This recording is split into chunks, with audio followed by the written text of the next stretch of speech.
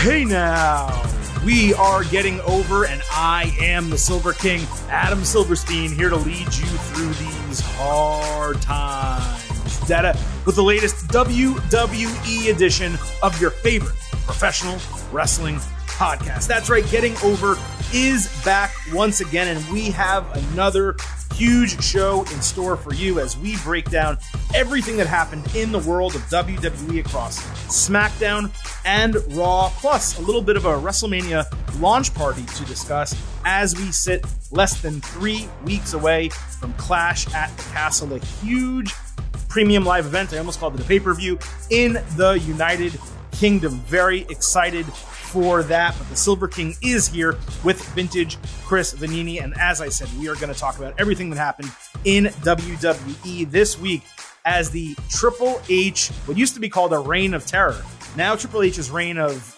awesomeness, continues on the creative end for WWE at this moment. But we do have plenty of show to get to. You know the deal. I would be remiss if off the top I did not remind you that the Getting Over Wrestling podcast is all about divide. So please stop wasting my time.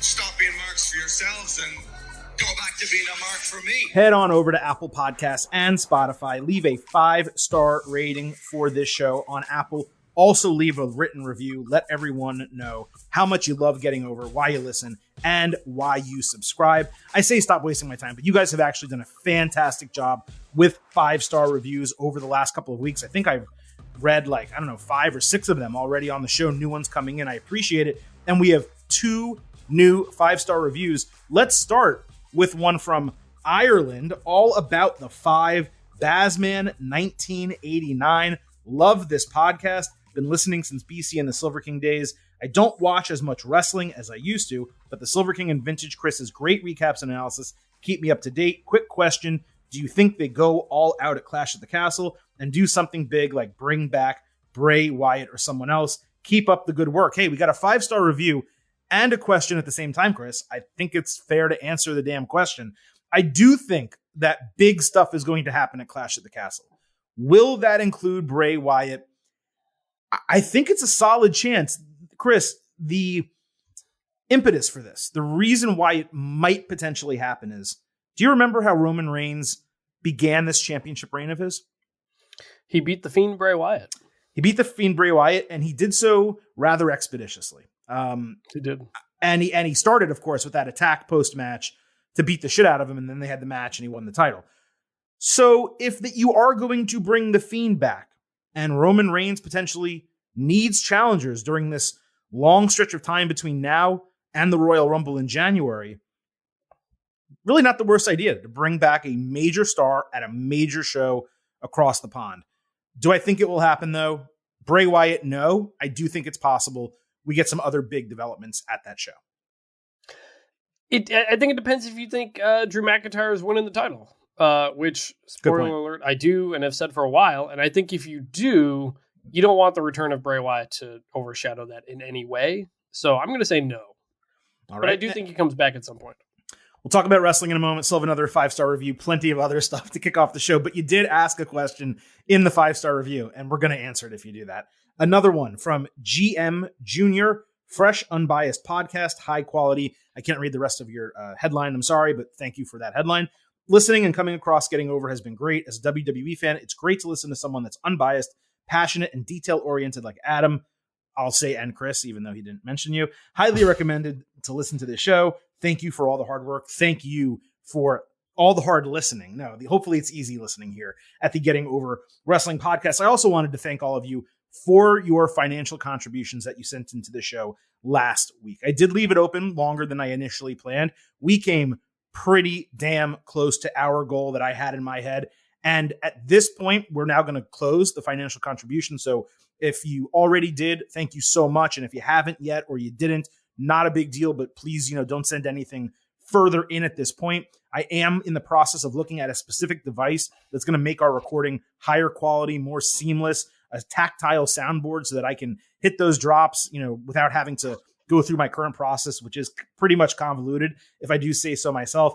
I just need to make sure that whatever I purchase, the way that Chris and I record still works and it still comes in clear, because there's a lot of podcasts that record via Skype or Google Meet or this or that, and they just don't sound good. What we're doing right now works, and I want to make sure any changes we make to the podcast are for the positive, make the sound more crisp and more clear. So once again, thank you to everyone who made contributions to the show. And I do want to quickly read off some names. Don't worry, anyone, I'm not using your last names, but I do want to thank these people for contributing. Adam K, Adam M, Joshua S, Omar G, Jet L, Robert R, Giancarlo G, Tony D, not Tony D'Angelo, but pretty close. D. Not pretty close.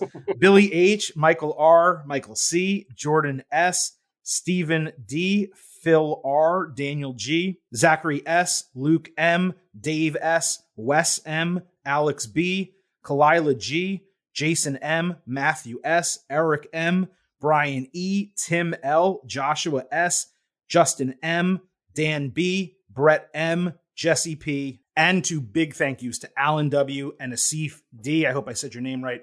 Thank you guys so much, all of you, guys and girls, for supporting the Getting Over Wrestling podcast. With that, allow me to finally bring in vintage Chris Vanini to the show. Chris, we are just a couple weeks away from Clash at the Castle, and on top of that, we are getting, at least as far as I'm concerned, some of the best WWE television that we have had in years.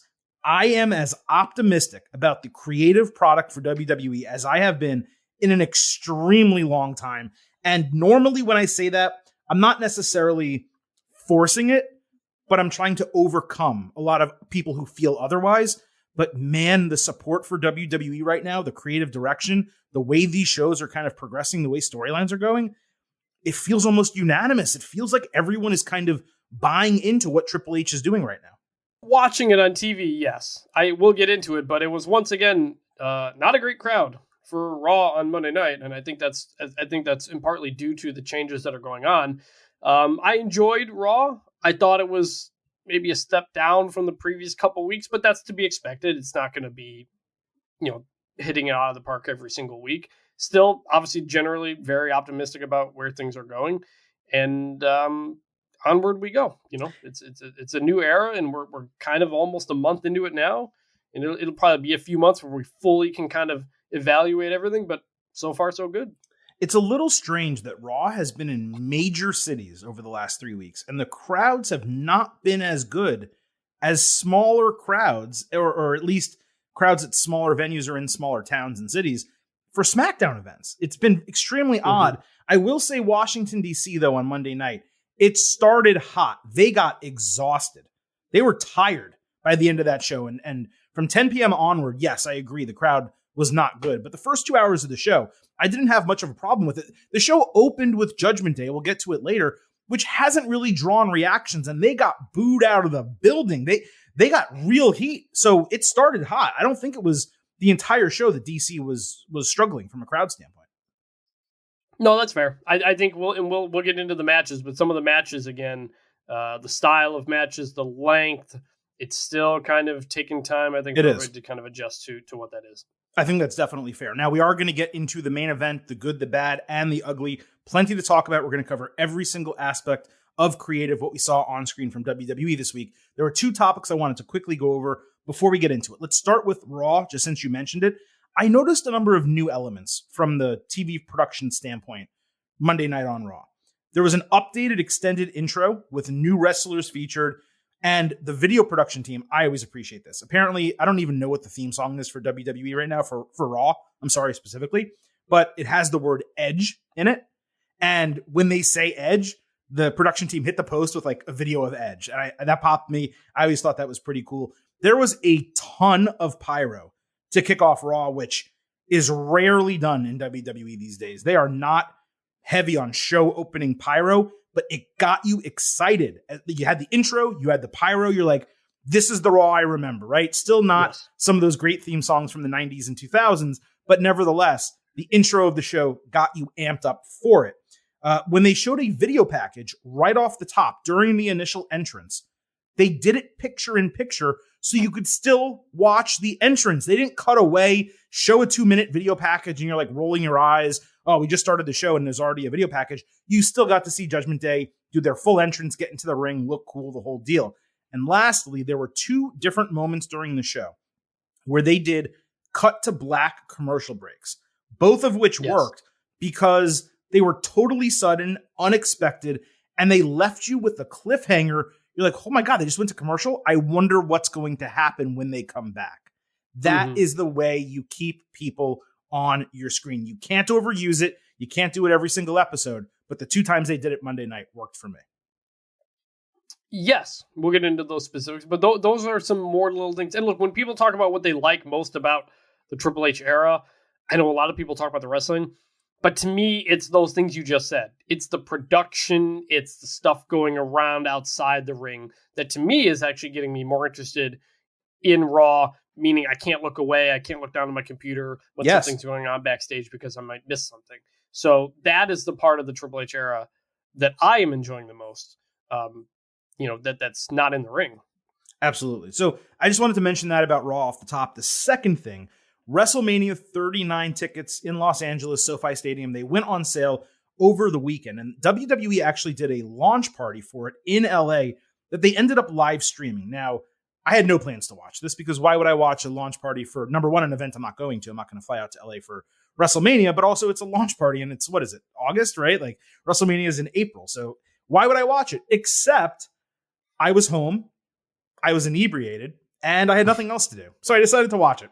It also just popped up on my feed. So I was like, I'll check it out. To my utter shock, Chris, it was nearly 2 hours long. I thought this was going to be like 30 minutes, one match. We get out of there. There's a lot of celebrities and we're good. But there were 3 matches, including Theory versus Ricochet, which was super entertaining. A ton of celebrities, sure. There was an in-ring segment. My highlight of this entire thing, I tweeted it. Hopefully you guys saw it. Becky Lynch was sea-walking with Snoop Dogg. And Bianca Belair did it too.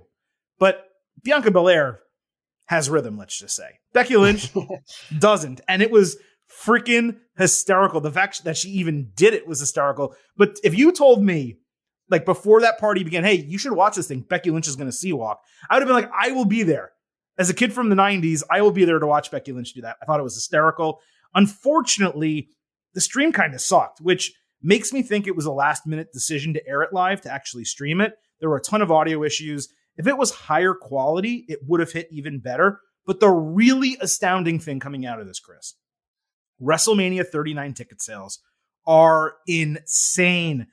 They sold 48,000 seats for night 1 and 49,000 seats for night 2 at launch. And relatively few of them are actually on the secondary market. I think it's like 3,500 for each show, which is insanely low. So if you are out there and you want to go to WrestleMania 39, when they release these pockets of new seats and these packages that they're going to do, just buy them because both of these shows are going to sell out completely. And this is going to be the most attended WrestleMania of all time. Yeah, it certainly seems that way. That's, I think they said like a 40% jump over WrestleMania 38. And at least based on past WrestleManias, it's not like every seat is available. You know, they at least in the past, they've done them in chunks. I bought mine for WrestleMania 38. Out of the first chunk, I bought them on SeatGeek from somebody else, a secondary seller. Ended up getting them for a pretty good price at that point compared to if I had waited for longer. So, based on the 2 WrestleManias I've gone to, my recommendation is always buy as quickly as you can, especially now when you see those numbers for WrestleMania 39, WrestleMania Hollywood. And yeah, it's they're hyping it up as maybe one of the biggest WrestleManias ever. And you know, we've talked a million times about whether or not that'll include The Rock, but clearly WWE has put a lot into this, and they're ecstatic about those ticket sales. And I really do wonder if the Rock rumors, like, I don't think those are fueling this. I think that's all online. I think that's IWC, people in this zone, oh, The Rock, Roman Reigns, it makes sense for them to do that match. They haven't promoted that on TV or really given many indications of it. There have been a couple sly mentions in media from Paul Heyman here or there. The Rock's been asked about it. He's like, yeah, I'd love to fight him at some point, one time before I end my career. But there's no matches announced. There's no appearances announced. We don't know The Rock or Austin or John Cena or Roman Reigns even are going to be there. Yet they've sold 48 and 49,000 tickets respective nights. It is astounding to me. It really is. Maybe it's because it did get delayed and people were amped up about it. and the stadium's gorgeous and people want to be there in that stadium for this event. WrestleMania Hollywood, we've seen how that's gone in the past. It's always very exciting. WWE does a great job with the presentation, of it and promoting it. So maybe they just absolutely murdered it. But man, a 2-night WrestleMania now makes more sense than ever if you're selling out 2 nights of SoFi Stadium. Really good for WWE and really good for the fans, because if they are going to have 2 fully sold out nights at SoFi Stadium and Triple H has the book, I mean, I don't know what more you could want from like a pitch perfect scenario to have a great WrestleMania. Yeah. I mean, they've done 2 nights 3 times now, twice with fans, once with a full stadium. And like, I was there. It was a hit. It was a heck of a time both nights. They've figured out the 2-night formula. They're never going back. They're making a heck of a lot more money now doing it this way. And they've done a good job with them. I think we've really enjoyed both nights of WrestleMania. They've paced it well. So I think everyone has figured out WrestleMania. It's always been a destination event. WWE has done a great job of making it an even bigger destination event. And I'm sure the rave reviews after this year helped it as well. I also think that a lot of our criticisms for this past year's WrestleMania, the short cards, not a lot of match time in certain spots, the Intercontinental title and United States Championship not being on the line, certain wrestlers not being on the show, all that stuff is going to get rectified. I'm not saying that the cards are going to be perfect. It's going to be booked perfectly. Creative is going to be perfect. You can't predict that. I don't know. But I do think a lot of those issues will be rectified. I agree. All right, Chris. Well, that was our little intro to the show today. A little bit longer than usual. We have plenty to talk about. In fact, we have everything left to talk about. And we're going to get it started by sliding into the main event. And our single main event topic today is that Roman Reigns is once again absent, yet the main event storyline centering around Drew McIntyre nevertheless continued. So we'll start with SmackDown. Karrion Kross was in a smoky room cutting a promo. He said he took advantage of an opportunity that presented itself as Reigns and Drew McIntyre are the chosen ones, while they, referring to himself and Scarlett, were thrown aside, talking about their releases is really what he was saying. Then he said they would show the bloodline a new timeline. I thought a couple really strong lines there. It was then revealed that he was actually around the corner from McIntyre, stalking him as he was ready to make his way to the ring. So McIntyre hit the ring to address Kross, presumably not knowing what Kross just said, I have to assume, because there was no TV, he didn't have headphones on. Drew understood the motivation for the attack, but said Kross attacked the wrong guy and would pay for it at the right time. McIntyre called out Reigns for not being at SmackDown again, and then Kross's music hit. He didn't come out. Instead, it was Scarlett who strutted all the way to the ring in black leather. They look good, but she's got me saying, hey now! That distraction, and who wouldn't be distracted, allowed the Usos to attack McIntyre from behind and hit the 1D as Scarlett watched, and they actually talked trash to each other, the Usos and Scarlett. All of this worked, Chris. Between the attack last week and the promo from Friday, Kross probably got off to like 2 of his 5 best segments ever in WWE. I'm saying NXT main roster. Those were 2 of his 5 best ever. The storyline of them being tossed aside so WWE could focus on a smaller group of people. Guess what? That's reality. They had chosen superstars. He wasn't one of them. They tossed them aside. Reality always helps storylines hit better. And we got another dose of reality when it came to Drew McIntyre and someone else on Raw that we'll talk about later. I did note that McIntyre made his entrance without the sword. No Claymore, no Angela. Unfortunately, he was still wearing full gear. Just let the guy wear those black jeans and the black tank top and look like a badass dude. Why is he wearing full gear if he's not out there to wrestle? That's always weird. Reigns' absence obviously sucks. We've been talking about that for months. But it's nice that they're actually addressing it in kayfabe. The only thing I'll say is, if there's not a title change, and we don't know that there will be, we can't guarantee it, they keep blatantly pointing out this huge negative that Roman Reigns, the undisputed champion, isn't around, not just on Raw, but on SmackDown as well. Yeah, and this is, it's similar to, remember John Cena, The Rock back in the day. The Rock, and John Cena would say The Rock was going to come via satellite, and The Rock was never there, and yada, yada, yada. But The Rock wasn't the champion, going into that first match. It was not like the show got derailed because The Rock wasn't there. This is the champion's not here. You're right. It is pointing out a problem that he's not here. And another person who did this was Seth Rollins going in his match with Brock Lesnar at WrestleMania at 35, when he would say Brock's, not showing up all the time. I'm going to be the champion. I'm going to be a fighting champion. I'm going to bring it back, bring the belt back to you, the fans. And people like that. People generally like that. But yeah, I think you got to change the title if you keep pointing it out. So we'll see if they do that. Love this segment. Love the line that Cross used when he said cast aside or kicked out of paradise. Mm-hmm. Use that word, which is a good word to use it. And also, when Scarlett came out and did her whole thing, black and white camera again. And it stayed that way until the second the Usos hit McIntyre from behind. And then it went to color. I love that touch. I really like this black and white stuff that they're working with here. Just big fan of the visuals and everything it's doing. It's going to take some time for the fans to get it adjusted to Karrion Kross, to understand that he's a real threat, but you got to build that up. But I really, really like what they've done here through 2 weeks with him. Is that like a Dante's Inferno, like Paradise Lost type of reference? Is that what that was? Could be. Yeah, that's kind of the way I took it. Like, and I don't know, it just, his promo worked, and you could tell it was natural, and he meant it, and it was reality. But yes, that factor with Reigns and McIntyre continuously calling him out, and if he retains, it's like, well, okay, now he's not on the show, and he's still not going to be on the show. So that is something that we need to keep in our heads and think about as we move through the next 3 weeks and eventually make our picks and predictions for Clash at the Castle. So there was more from SmackDown. Sami Zayn went to the Bloodline dressing room. He admitted that the Usos were right last week. He doesn't carry his own weight. All of a sudden, though, McIntyre attacked all of them, primarily the Usos. Sami ran away rather than help. McIntyre promised to beat their asses every single week that they get involved in his business. The Usos screamed at Sami later for ditching them. He said he left to get help. The Usos then stormed to the ring, and they demanded McIntyre find a tag team partner. So we had the Usos against McIntyre and a mystery partner. Right after the promo, McIntyre came down. He just stormed down to the ring. The bell rang. He had no one in his corner. He just started fighting. After a few minutes, Madcap Moss ran down. Sami distracted, allowing the Usos to hit a super kick and an Uso splash for a false finish. Moss took Jay down outside, giving McIntyre the opening to the Glasgow Kiss and Claymore to Jimmy for the win. Jay tried to attack after the bell. McIntyre caught him with a Future Shock DDT, and then he was ready to hit another Claymore on Jay when Sami pushed Jay out of the way and ate the Claymore for him to end the segment. So Moss making the return to a pretty huge reaction alongside McIntyre, that made it clear that all those concerns people had about him not being on TV the last couple of weeks and maybe Triple H doesn't like him, clearly not true.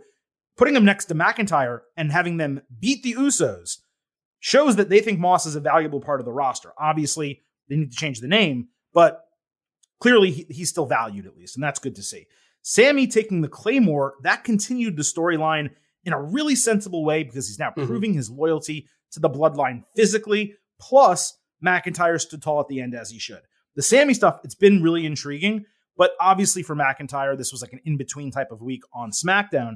The point being, though, every storyline progressed, and we got even further progression of the McIntyre storyline on Raw that we'll talk about in a little bit. But in terms of what we got SmackDown, without Reigns there, they really gave us like almost as much as they possibly could. Yes, and we'll get to it on Raw too, but they are very much starting to build the TV product around Drew McIntyre, which is what they should be doing. Yeah. Which is what they should be doing, and potentially makes you believe that a title change could be coming. I like the Sami stuff. It was great, him pushing him out and taking the Claymore. Love that moment.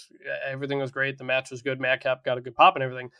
But I feel like we just kind of brushed past the fact that the tag team champions just lost to Drew McIntyre and Madcap Moss. I know. The Usos, who have the longest title reign, one of the longest title reigns, who just beat the Street Profits, and they just lost. I thought for sure when Madcap Moss came running out, it was going to be, oh, okay, Madcap's going to take the pin. That's how they'll get out of this. Would have made sense, yes. Yeah, and they didn't. And part of me is like, oh, that's interesting that it subverted my expectations. But it's also part of me like, the Usos taking the loss. I don't know how to feel about that. They've had this long reign, but it hasn't been a particularly memorable reign.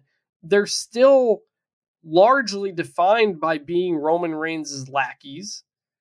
And yeah, I mean, should Drew and Madcap get a tag team title shot next? I mean, I think they should. Who else is going to step up to the Usos right now? Who else has any sort of claim? So it wasn't really a dressed on Raw either. So I don't know. I guess we'll see. That was one of 3 matches this week where I thought the result should have gone the other way based on the participants in the match. So a tag team match where one person gets pinned or submitted while there's someone else who would have been better fit to do it, right? And you look at like the way that WWE booked Alpha Academy for a long time. They had Gable take every fall, Otis stay strong. Well, they did that for a reason, because Otis is a bigger, stronger, more intimidating, tougher to beat guy, right? So when you have a tag team with a weak link, it makes sense for that weak link to be the one to take the fall, especially in a situation where the finish doesn't really matter. It didn't matter necessarily if McIntyre beat them, because if the Usos beat Moss, McIntyre still could have got the Claymore at the end of Sammy and done the same thing. So again, that's one of 3 situations this week, and I'm glad you pointed it out, where it's just like, it's not the end of the world, and champions can lose. I mean, the Usos lost to the Street Profits. They came back and beat them, obviously. I believe they've lost other situations where it's been 2 main eventers that have gone up against them, and they've gone ahead and lost that match and never defended the titles against them afterward. But at least back in the Attitude Era, back in the 2000s, early 2000s, when that did happen, when a tag team would lose to 2 single stars who got thrown together for a rivalry reason, they ended up getting a title match. And usually the tag team champions would beat the weak link on the other team.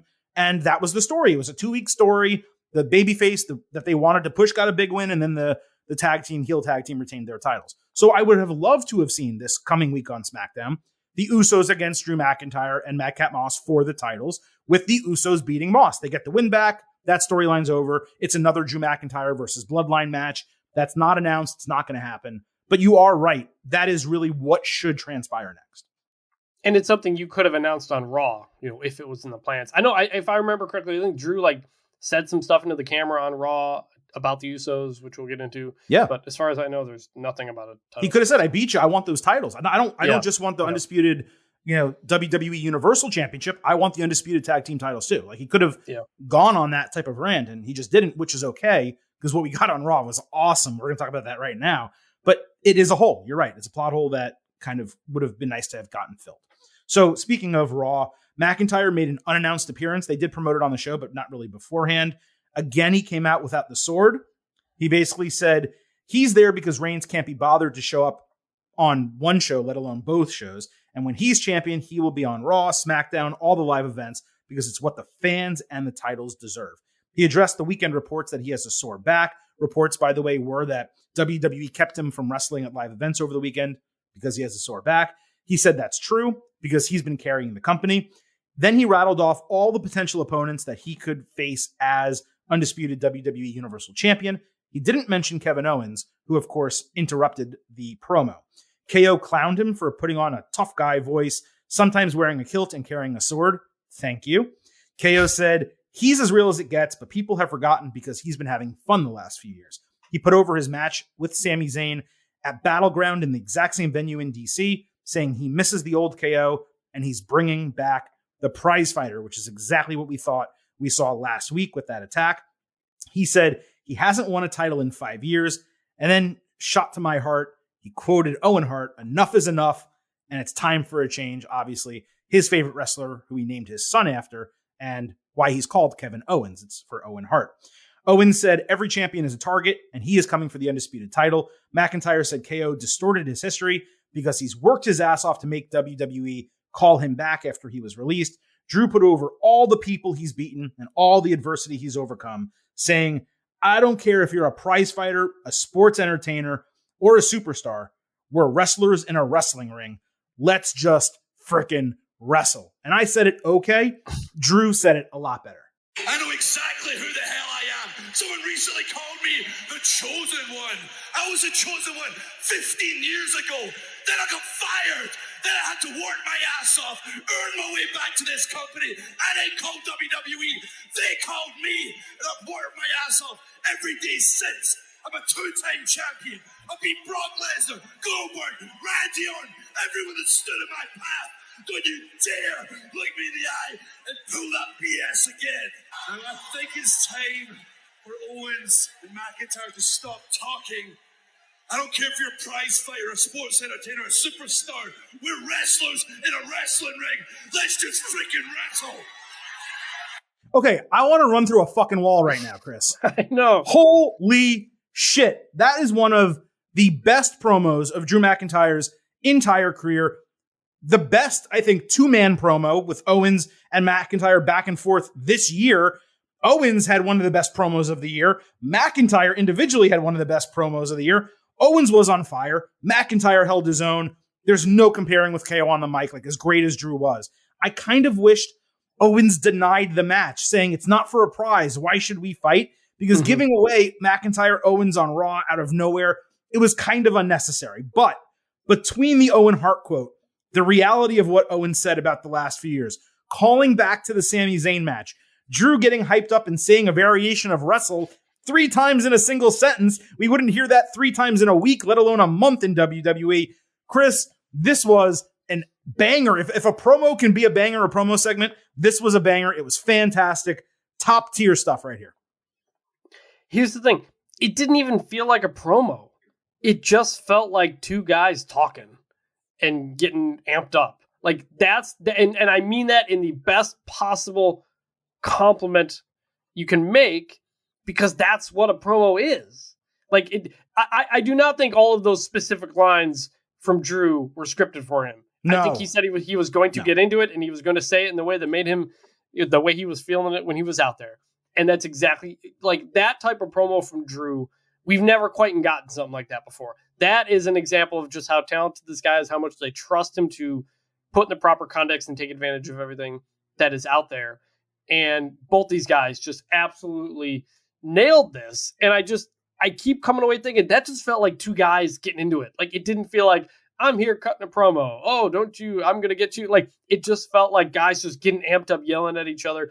All right, let's fight. Like, it just I'll felt see like, you in dude. 3 weeks at Clash at the Castle on the WWE Network, only $9.99. Like, that's what it would be. I'm going to beat your ass in front of the WWE universe in a, in our match at the show, at the big premium live event, And everybody will obviously jump on the pro wrestling, we're wrestlers type of line, but that was the end of it, and that was the cherry. That was the cherry on everything that had been built up that he said to that point, which cannot be ignored. This was spectacular, and we have a new sound drop. We're wrestlers in a wrestling ring. Let's just freaking wrestle. I mean, come on, that's easily part of the board. Probably will be forever. It was an incredible promo segment, and yes, you mentioned this earlier. And we're going to talk about it a little more in a second. But between what we've gotten the last couple of weeks on SmackDown, plus that Monday night, they have not just cemented Drew as a main eventer again. They have cemented him as top 2 guy in the company. It is Roman Reigns, 1A, Drew McIntyre, 1B. And this match at Clash at the Castle feels like a WrestleMania main event. It does. It does. And it also makes me feel like we're not going to throw in Karrion Kross into this match to take a pin. Like we're going to talk about that. We're going to book the damn territory. Yeah, we are. We will, but we'll see. But it doesn't. It really feels like they're leaning into Drew Roman here. But I don't know. It does. And that's kind of the interesting part about Karrion Kross.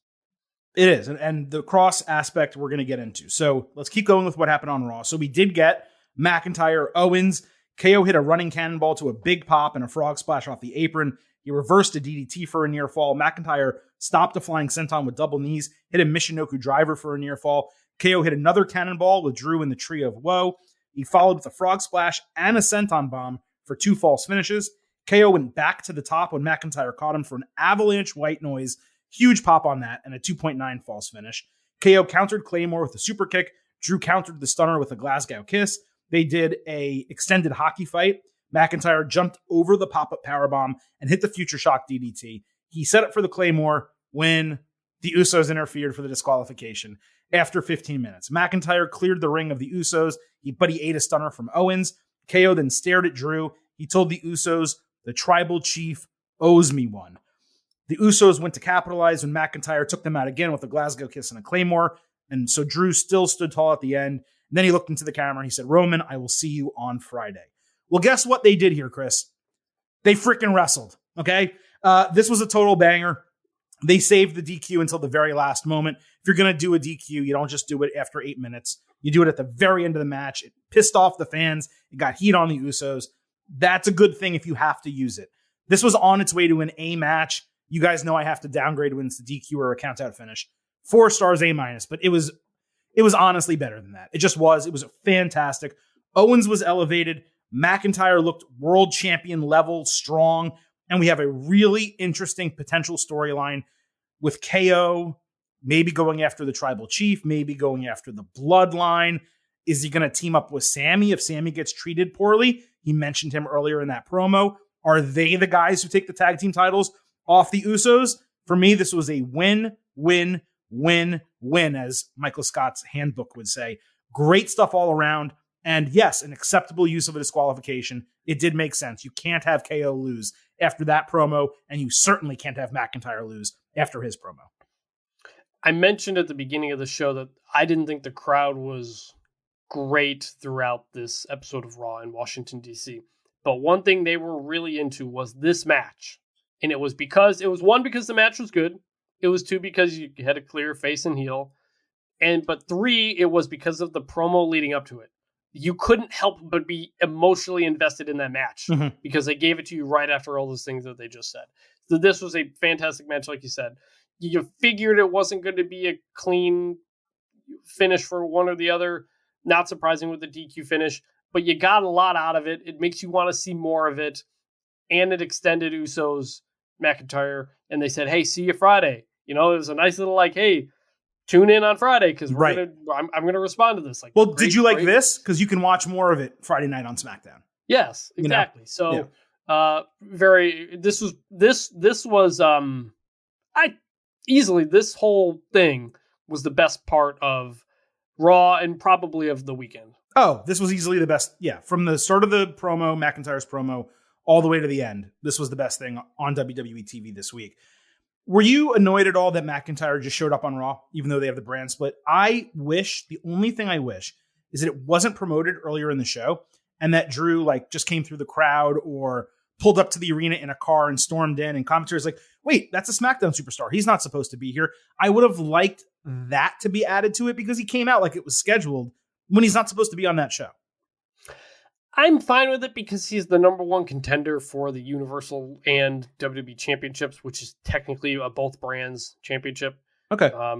And they explained it. They said, hey, he's on SmackDown. He's coming to Raw. It's not like he just showed up and didn't say it. They didn't acknowledge They did say he's a SmackDown superstar. They did. Right, yeah. So I was fine with the way they acknowledged what it was, but also he's the number 1 contender, so he can bounce around like Roman can. Would you say they acknowledged him? They acknowledged him. Okay.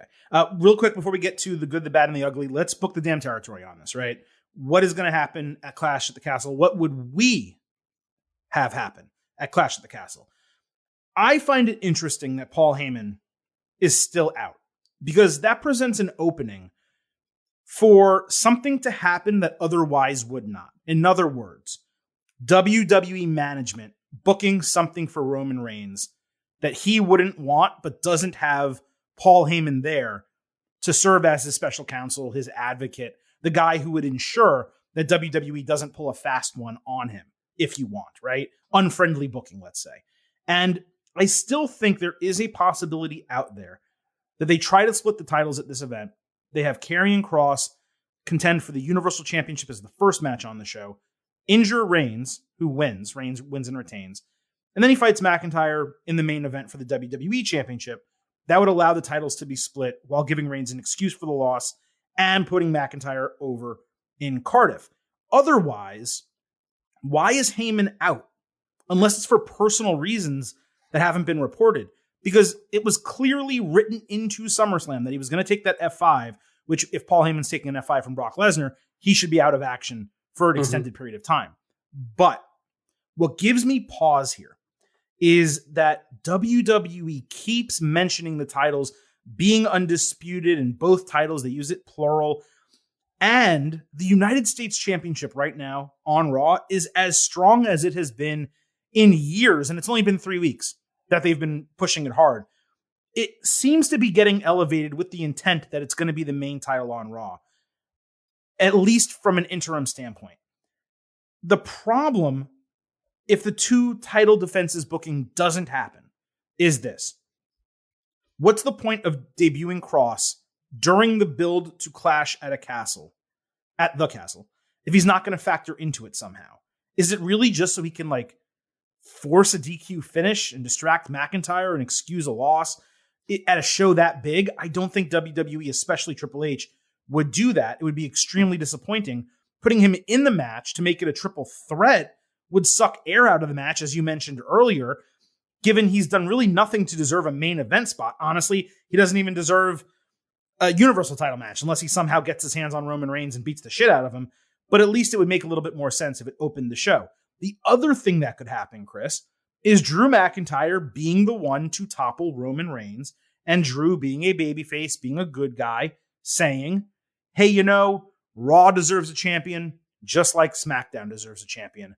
So I'm going to relinquish one of the titles, the WWE Championship, and WWE then has the ability to crown a new champion at Survivor Series or one of their ensuing events. I don't really know what direction that they're going to go. You seem dead set on Drew McIntyre winning the titles. My hesitancy with that is, what about Cody Rhodes? Like, what is the plan for WrestleMania when Cody returns if he is not the one to defeat Roman Reigns? Is it a split title and Rollins has one of them and he beats Rollins for it? Still huge, still monumental, and Cody gets his moment, not as monumental as him beating Roman Reigns. What's the Rock status for WrestleMania? How does that factor in? Do they take the title off Reigns here because when he comes back, he's going to start the feud with The Rock and he's going to take multiple months off? Do they really want to do that right now while the company and product is super freaking hot to take your number one star, take the title off of him after a 2-year reign, and then have him disappear for 3 months? Is that the plan? I don't know what the answer is. I'm just not convinced at this moment that Drew McIntyre is walking out of Clash at the Castle as the undisputed champion. One of them, I think very good chance. Both of them, I don't know about that. Your first idea there of Roman having 2 matches at Clash of the Castle, I hate that because that immediately takes away from Drew's win. You've built Drew McIntyre up to this point. He has to be the guy to do it, and do it in the UK. Like Cody Rhodes, he's hurt. He'll be back at some point, maybe Royal Rumble. I don't know. But Clash of the Castle is also September 3rd, which is week 1 of college football. It's also a week or so before NFL really gets going. 1 week, yes. Yeah, so if you were going to do it, this is probably the time to do it until post-football season. Is it, though? When Reigns is your top draw and you're about to enter football season where your ratings always go down. So they're going to go down anyway. Well, that's what I'm asking. Are you taking the title off Reigns saying, hey, they're going to go down anyway. We might as well make the change now, and maybe it injects some life and excitement into a product that people have said, hey, the champion's great. We love him. We buy tickets for him, but it is kind of getting monotonous. Or do you try to keep the title on Reigns to say, hey, during a period where our ratings are going to go down, they might go down even more if he's not champion? The problem is Roman's only on TV once every 3 weeks anyway. I know. Yeah. It's not like it's going to win the title and be back more. Real quick. So if you're only getting Roman once or twice a month, to me, that doesn't make any real impactful change on the ratings. Don't forget, the reports about Roman's time off were that was a summer schedule. Now, maybe that is going to be a schedule going forward in terms of TV. But reports initially were that was from like June through the end of August, and then once the fall came back, he'd be on TV more regularly. So we don't know. I don't know the answer to that. Right. But all that factors into it. Yeah. If I'm booking the territories, I'm giving Drew his big moment. Clash of the Castle, wins all the titles. Roman's reign of terror is over. Yada yada yada. And the idea of relinquishing one of the titles, I that's generally where I would go, but you'd kind of have to build to it because Drew's whole thing is I'm going to be there every day. I'm going to be a fighting champion. I'm going to do it for the fans. If he immediately says, "Nah, I'm only going to be on one show," I don't think that really works either. So I think he wins both titles, holds both titles for a month, 2 months, whatever. Probably feuds with Karrion Kross in there, and go from there. And by WrestleMania, Rollins probably has one of the belts. Cody does his return and does Rollins again. Cody coming back, it has to be against Rollins. So unless he's coming back well before the Royal Rumble, I think he's got to come back at the Rumble, around the Rumble, and then do Rollins at Mania. Like that's how you kind of finish that story based on where Cody left off. So I love Tribal Chief Roman Reigns. This is one of my all-time favorite characters. But the past 8 months have sucked because he's barely ever there. And they made him undisputed champion. And they made him undisputed champion. The other product, Yeah, so we don't see it. He got both titles, and we don't see him as much. It's just we've complained about it many times. They gave him more, and we see him less, which is the opposite of what you're supposed to do. I think if you're Triple H, if you're like, all right, I'm putting my stamp on this new era here, it's, all right, we're going to have the champion on the show every day. You know, like that's going to do more for ratings, unless Roman is obviously going to be back every week, but that's the way I would handle it. And you're potentially building up challengers, right? You have Karrion Kross on SmackDown. You have Kevin Owens on Raw. Potentially Seth Rollins could quickly move into a main event role. You know, so there are people who are, it seems to be setting up as challengers for Drew McIntyre right now. Whether that's undisputed or whether that's for an individual title remains to be seen. But there is plenty of reason to believe that one, if not both titles, will change hands at Clash at the Castle. Real quick before we move on, you said yada, yada, yada, which I literally don't know if I've heard anyone say that since 2000. People say it all the time still. Do they still? Is it in the vernacular? I think yada, yada is the thing. Not like a yada, yada, yada. That's too many. I only do 2 yada. No, you did 3. You said yada, yada, did yada. I do 3? You yada, yada over the best part. I guess I did. You mentioned the best. I guess I did. Yeah, I did. Exactly. Anyone who gets that reference. I get the reference. I get the reference. Don't worry. You got the reference? I don't know if anyone else. We have a lot of young listeners. I don't know if they got Seinfeld that. reference. It's a show on Netflix. You can go find it.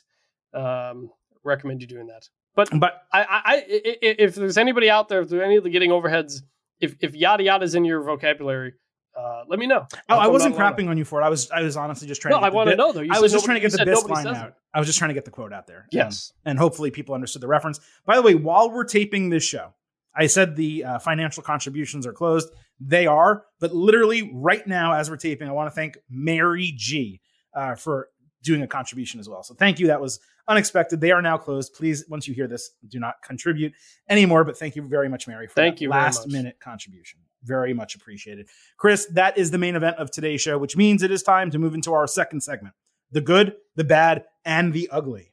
Showing you the good, the bad, the ugly. When your money get funny and them days ain't sunny, we showing you the good, the bad, the ugly, and this is for the hood. You got to love me. Plenty left still to talk about from SmackDown and Raw. We are going to begin with Liv Morgan and Shayna Baszler's scheduled contract signing. Ronda Rousey surprisingly entered through the crowd with a duffel bag of money. She dumped it all out on the table to pay her fine.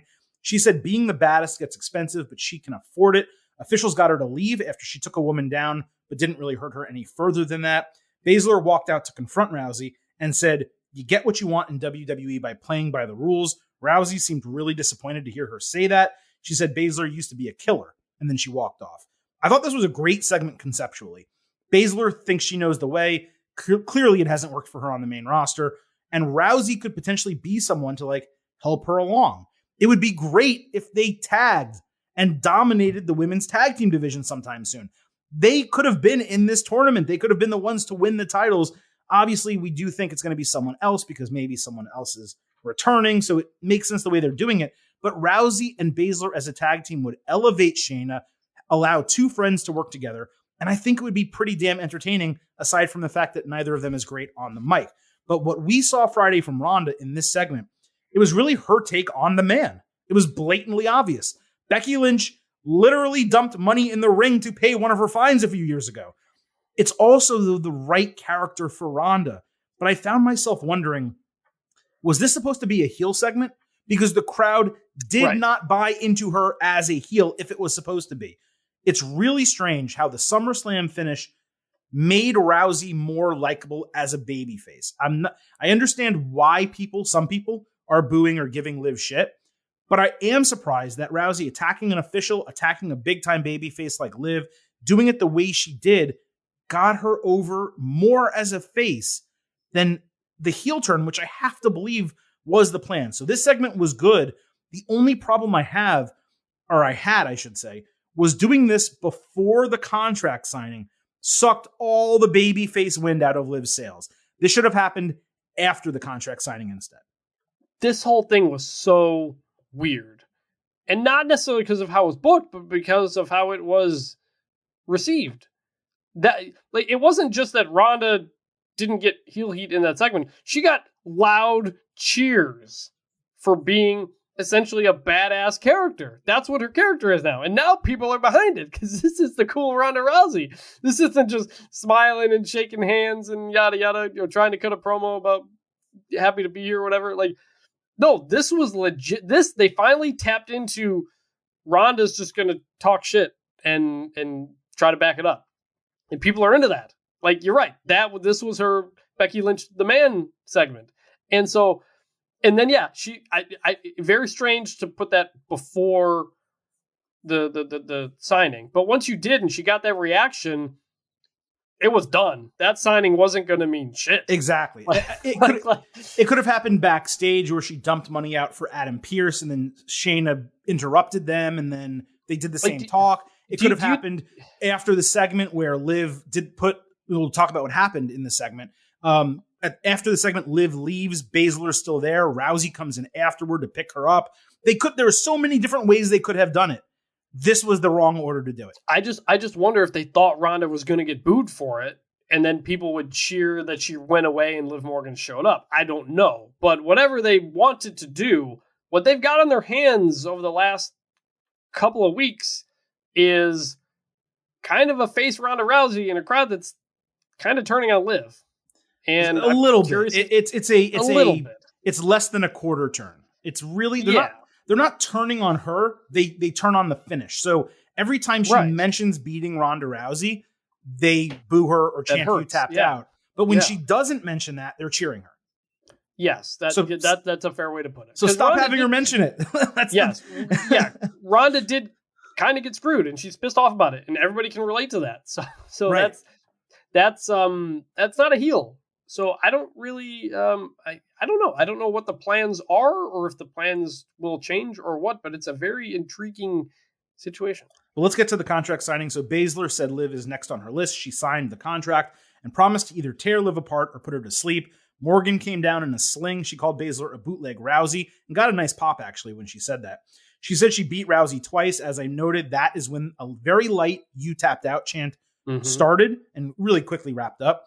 Baszler slammed Liv's arm onto the table, twisted it with a foot on her face before stomping her elbow and snapping her arm. Liv eventually countered with a really sloppy bulldog out of the corner through a table to end the segment. Fans at ringside were on their feet the entire time. So from the moment Rousey came out through the end of the segment, they were all standing. So credit that everyone was excited for it. And I will say that this was good. Both parts of it were good. But as I noted, the crowd was more subdued for Liv and Baszler. It was also weird to do it the way we talked. It was strange not to have an official out there for a contract signing, Adam Pearce or someone. Yep. The entire thing worked. It built their story to Cardiff. The subsection turning on Liv is kind of ridiculous. I do think, though, if they go to Cardiff, she beats Baszler clean. It's just them. There's no Rousey. I do think Liv will get a huge ovation, and maybe that can carry back over to the United States. But I don't know. It just... This isn't bad what they're doing. It's maybe one of the weakest conceptual creative storylines thus far that Triple H has created. They need to figure out how to turn this around a little bit and nail it so all the women come out strong and in the categories that WWE wants them to be in. It's very weird that they went from Liv Morgan versus legit MMA badass Ronda Rousey to Liv Morgan versus legit MMA badass Shayna Baszler. Like, these are probably the two least realistic people that Liv could beat in fights. So it's really hard to kind of suspend your disbelief, stretch it enough that you can kind of see it happening. I actually really liked the SummerSlam match. They told a good story of Liv being quick enough to get out of these various things that Ronda was trying to do. But Shayna's not Ronda Rousey. She has essentially been a loser her entire time on the main roster. She was great in NXT, but that was years ago. The general WWE fan only knows her as someone who loses all the time. And so how did they tell that story in this match? I don't know. I like the segment. By the way, I'm giving it the whole thing. And I like the Bulldog finish at the end. And yeah, the crowd was definitely into it. But I'm very curious how this match goes. And if they try to do the same thing they did with Ronda, is Ronda going to interfere? I think that's going to be kind of hanging over your head as you watch the matches. Is Ronda going to show up? And I think that's a problem. And I have to assume she will be. She'll be there. It's a huge show. How do you not have Ronda Rousey, one of your top women in the company right now? By the way, again, let's not forget who's not there. Becky Lynch, Charlotte Flair, Sasha Banks, Naomi. We don't know whether they're returning or not. But those 4 people are not in your company. And you have Ronda Rousey under contract. She clearly doesn't mind working and traveling. I have to imagine she's going to be at that show. Does she confront Liv after? Do they make the title change next month? And we just say, hey, you know what? It was nice that Liv had a couple months, but clearly they wanted to put the title back on Rousey. Let's not forget, Rousey has said numerous times in interviews, she doesn't want or need to be champion. So do they force the title back on her? I don't exactly know what they're going to do, but you made really good points.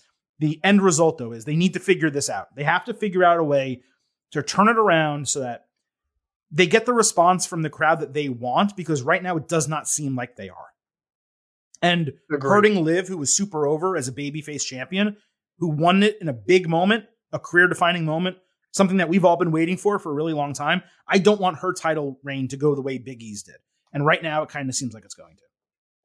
It's a good way to put it. Yeah. Okay. We got some big matches from TV this week, perhaps none bigger than the Intercontinental Championship on the line. Gunther defending against Shinsuke Nakamura. Before the match, we finally got that Intercontinental title retrospective like we did for the United States title a couple weeks ago. There was also a second match preview package, and Pat McAfee was pumped up to see his favorite guy in Shinsuke go after the working man's title. This is the key about the Triple H era. We asked for something reasonable. We thought something reasonable was missing, and we got it. We wondered why this wasn't done the same week as the US title package, and even if it was an oversight, they still delivered. So simple, yet so important. And now we don't have to ask for it again. You know what I'm saying? Mm-hmm. All right. I thought you might have a comment. They made the Intercontinental Championship feel like a big deal. Honestly, they made it feel like an even bigger deal than the U.S. title, because in WWE history, it is. And that's what we've been wanting for years from this title.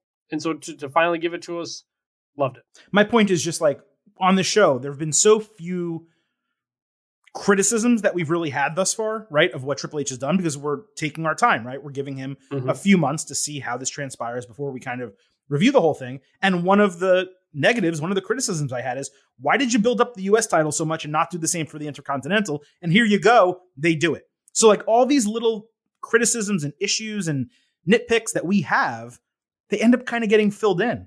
And I find that so cool that like, we don't have to keep asking for stuff. Eventually it gets done. And again, that's just one example. We'll see if it trust him. We knew this video was going to come for the Intercontinental. I hoped it would. We knew, because they'd done it for the US title. And back to what I said last week, we generally trust Triple H being in charge. Yeah. Like we know they'll try their best to fill in the gaps and not just drop something or not acknowledge something. And that's a good feeling. I really need to get some Triple H drops, I think, on the soundboard here, because I think all I have is sometimes predictable things are good, and that does not fit every circumstance. So we'll get some Triple H drops. If anyone has ideas, DX stuff from back in the day, or even more recently in the Authority era when he was on screen a lot, let me know, and I'll add it to the soundboard. Tweet us, DM us at Getting Overcast on Twitter. I forgot to promote our Twitter account now that I'm thinking about our show intro. Follow us on Twitter at Getting Overcast. Tweet us ideas for Triple H sound drops as well. I got one. One the famous one. We started talking about being students of the game. Well, I am the fucking game. Okay, great. Perfect. That's a great one. Someone maybe find that audio or video file for me, and I'll cut it and I'll add it to the soundboard. Anyway, back to Gunther and Nakamura. This main evented SmackDown as the Intercontinental Championship should. McAfee said he was too focused on the match to dance during Nakamura's entrance. I thought that was pretty cool. Love that. This could have started with 30 minutes left in the show. But between a video package, commercials, we got about half of that. Gunther dominated Nakamura until Shinsuke countered a splash into a triangle and then an armbar. Gunther countered back into a seated double underhook suplex, a great spot. Nakamura hit the sliding powerbomb, but immediately ate a shotgun dropkick. He escaped the powerbomb and hit a huge knee to Gunther's jaw and the back of his head consecutively. But Gunther countered Kinshasa with a massive lariat for a false finish. The crowd was on fire, chanting, "This is awesome." Shinsuke worked an injured arm, but Gunther hit another shotgun dropkick to Shinsuke's back, plus a powerbomb for the 1-2-3 to retain the title in about 14 or 15 minutes. Gunther then sold the arm after the bell. Nakamura was pissed, and cameras zoomed in on him, and you saw his battered chest. By the way, Gunther chopped him in the front and the back, so I have no idea what his back looked like, but his chest was absolutely blood blistered and looked awful, like in a good way. Yes, folks, you know what I'm about to say. This was a banger. We got full King of Strong style from Shinsuke Nakamura, and Gunther was at the top of his game. I kept thinking during this match, what if we got this 5 years ago? Like, how amazing. Both of them a little bit younger, Nakamura moving a little bit better. Holy crap, this would have been amazing. Shinsuke's older, he's a little bit slower, but this had all aspects of a great match. We criticize most of the time when there's rematches, whether it's WWE, AEW, when there's immediate rematches. In this case, I don't care. I badly want this again. 20 minutes at Clash at the Castle. Give me what I want. I should do the Batista sound drop while I'm at it. Give me what I want. I want a rematch here. What we got on Friday was fantastic. The fans consistently popped. The Intercontinental title was fully reestablished. What else could you want? I went 4 stars and an A- and an obvious good. Obvious good. And it's an interesting, this is kind of a good look into situations. Look, under Triple H, they're doing longer matches. They're emphasizing the wrestling a lot more. So it's been interesting what ones crowds react to and what they don't. We'll get into some on Raw that they didn't react to, but this was one that the crowd in Raleigh, North Carolina did react to. And it's kind of what you said before, like kind of the smaller towns, which have been the SmackDowns recently, are just getting better reactions. And it's been really interesting to watch. They were in Raleigh, but they kept saying NC State University. I don't know why they didn't want to say Raleigh. But yeah, crowd was into this super, that adds so much, and they deserved it. It was a great match. I did not know what to expect out of this because it's two guys who don't cut many promos, or English isn't their first language. The build of this has been kind of I was really curious what the reaction was going to be. But they put on a banger, and the crowd was really into it. And I think that's the kind of thing where Triple H can point to and say, this is where I think this is going to work, what I'm trying to do. And love that the IC title main events the show. They built to it throughout the show. They did this on Raw too with the US title. They telling us, hey, something coming up later in the show is a big deal. You're going to want to watch it. That's something they just did not do for years under Vince and the previous people. So it's been really great to see that. It feels like a big deal even before it happens. And then when they deliver a great match like this, it's awesome. That match, Bobby Lashley and Ciampa, the 2 triple threat U.S. matches for the qualifiers, and Drew McIntyre and Kevin Owens. Those 5 matches over the last few weeks, that is the Triple H like calling card, right? Bangers. There's going to be a banger on TV. We're going to make it make sense. Possibly for a title, possibly not. Only 2 of those 5 were literally directly for a title. And you are going to pop from this type of wrestling. I think the problem is, in certain circumstances, like Raw this past Monday, they almost did too many of them on one show, and it wasn't enough variety for the crowd. And I think that is where it begins to weigh on people, especially when on Raw, one of those matches was 22 minutes. And again, for me, that's great. I loved it. I had a blast. But when you're asking fans who are used to 7, 9, 11-minute matches to watch 22, 17, and 15, some of them consecutively, they're going to get tired, especially when there's kids in the audience, and it's a 3-hour show. So that's where, they get into a rough spot. But this was awesome. Are you down for a rematch? You want them to run it back at Clash? No, just because I want a more interesting story. Look, I love the match. I'd love to see the match again, but I think these two have kind of hit the ceiling on how big they can feel.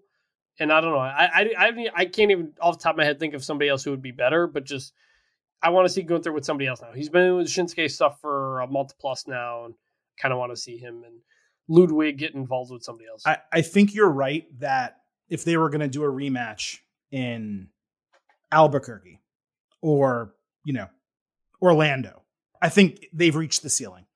You're discounting what Gunther means in Europe. and what Shinsuke I want Gunther to have a match. No. And what Shinsuke Nakamura means to those fans as well. That is a strong style crowd. You get that match on that stage in front of those fans. It's going to look completely. It's not going to look different, but it's going to feel different. It's going to feel like a huge freaking match. I promise you, if they do it. We'll see. All right. Ricochet was blinged out backstage laughing about beating Happy Corbin last week. He said he's feeling himself more than he has in a while, and he's next in line for the Intercontinental title. Corbin then blindside attacked him, kicked dirt in his face, and laughed, saying, "We're just getting started." Well, no shit, you're just getting started. It wouldn't be a Baron Corbin feud if it only lasted 1 week. But obviously, I think it's okay for this to continue.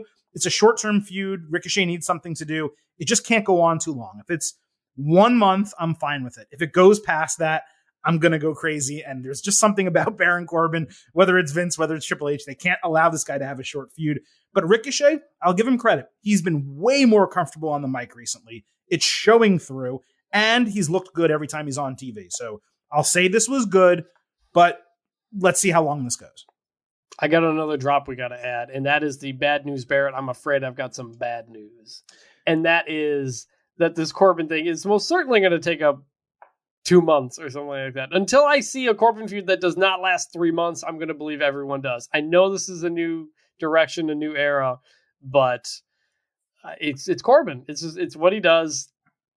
We'll see. I did like this. I have liked Ricochet. He does seem a bit more comfortable, so far, last couple weeks. So I'm intrigued, but I'm with you on that. We'll see. It's funny. I actually say I'm afraid I've got some bad news in my life outside the show.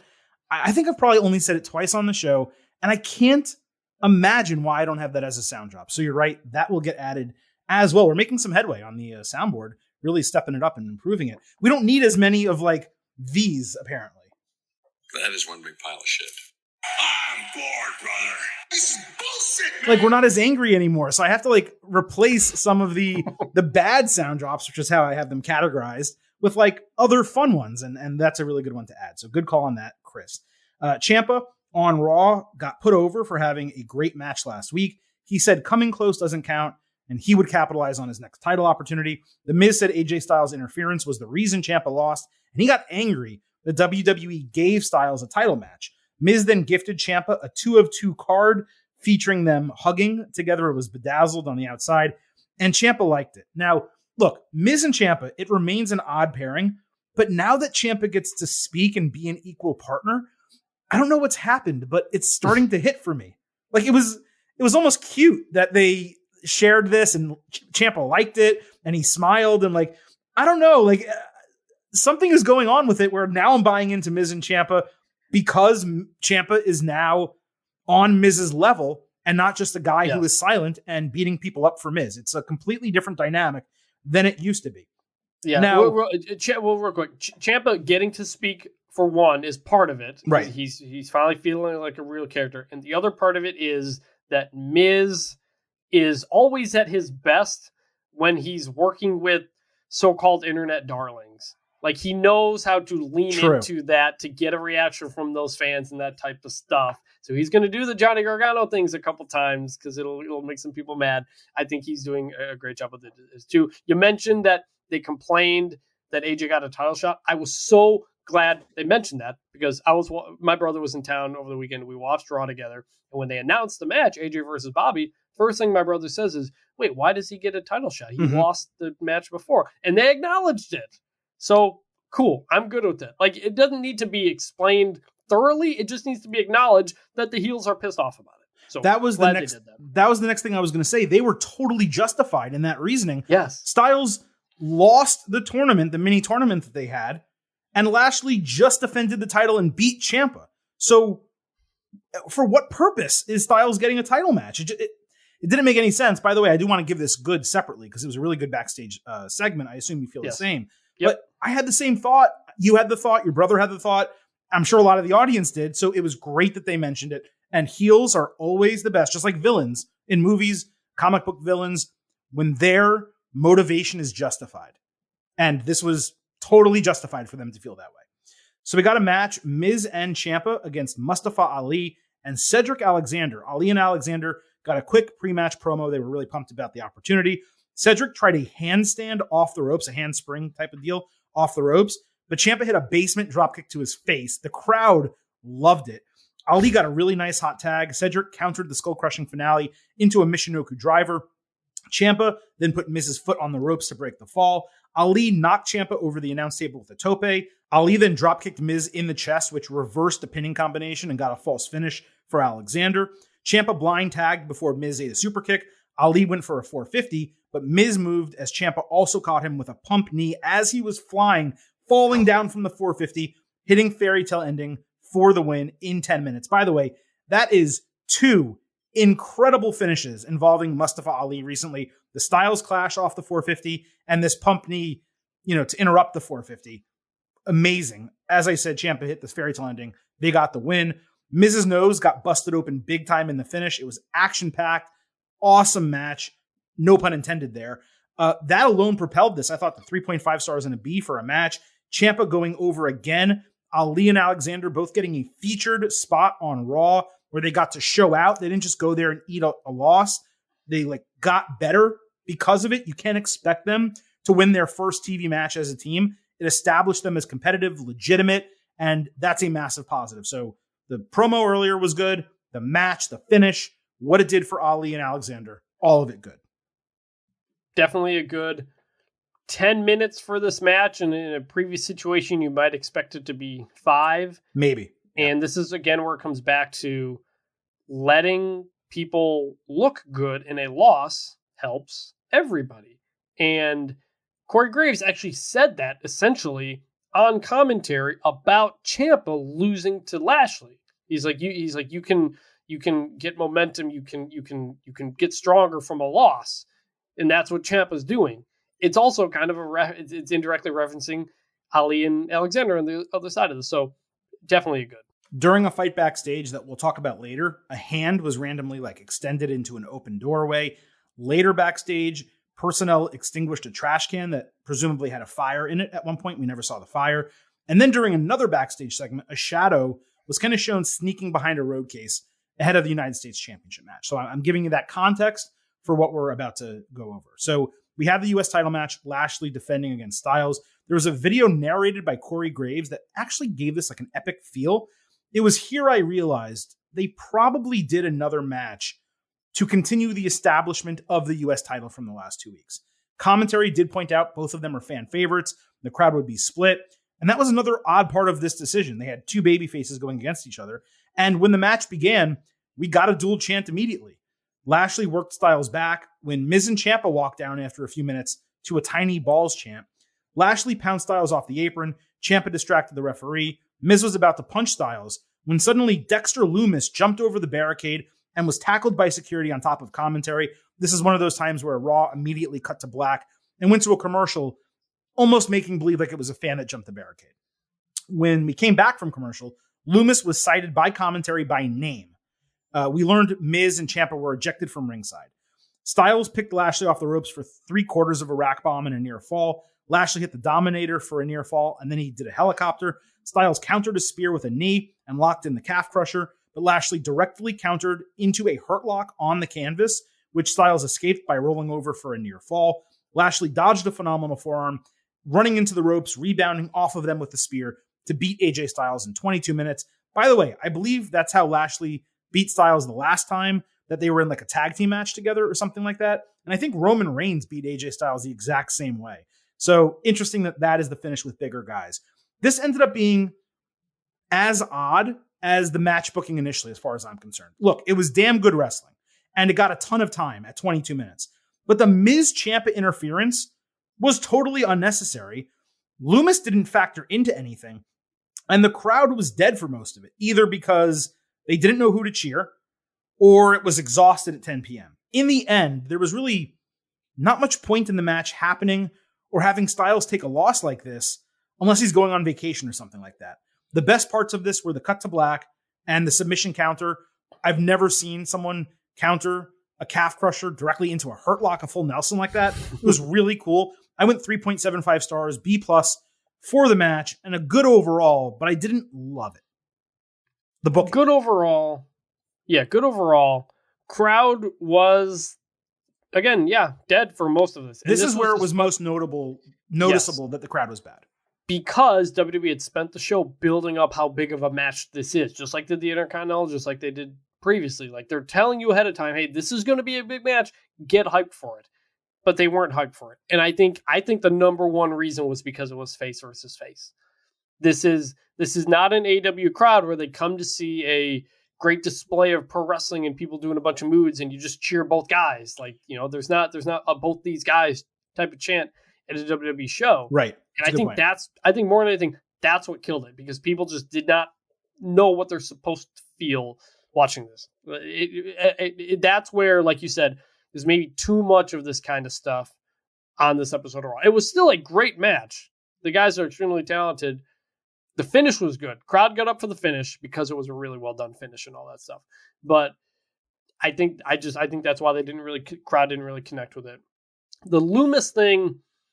Well, I have a DM slide about that. So you want me to read that first, and then okay. Yeah. So Sports Reality TV wrote in, longtime listener.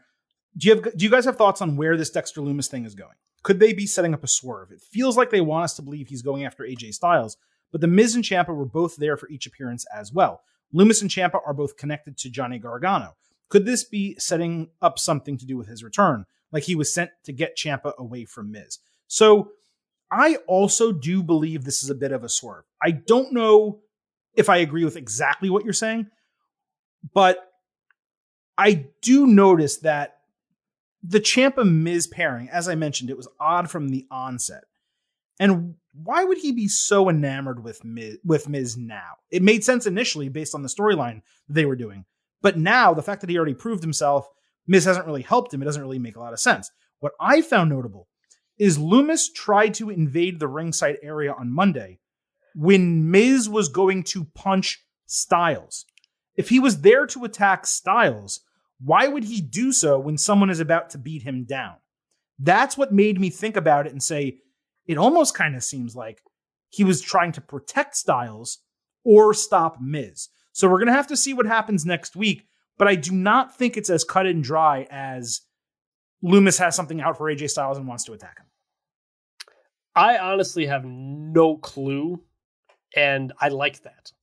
I like that I have no clue where this is going. I talked last week about how I wish they had made it more of a mystery and more like it wasn't supposed to happen. Like, you know, they said Dexter Loomis's name quietly last week when he makes the appearance, but they also avoided him.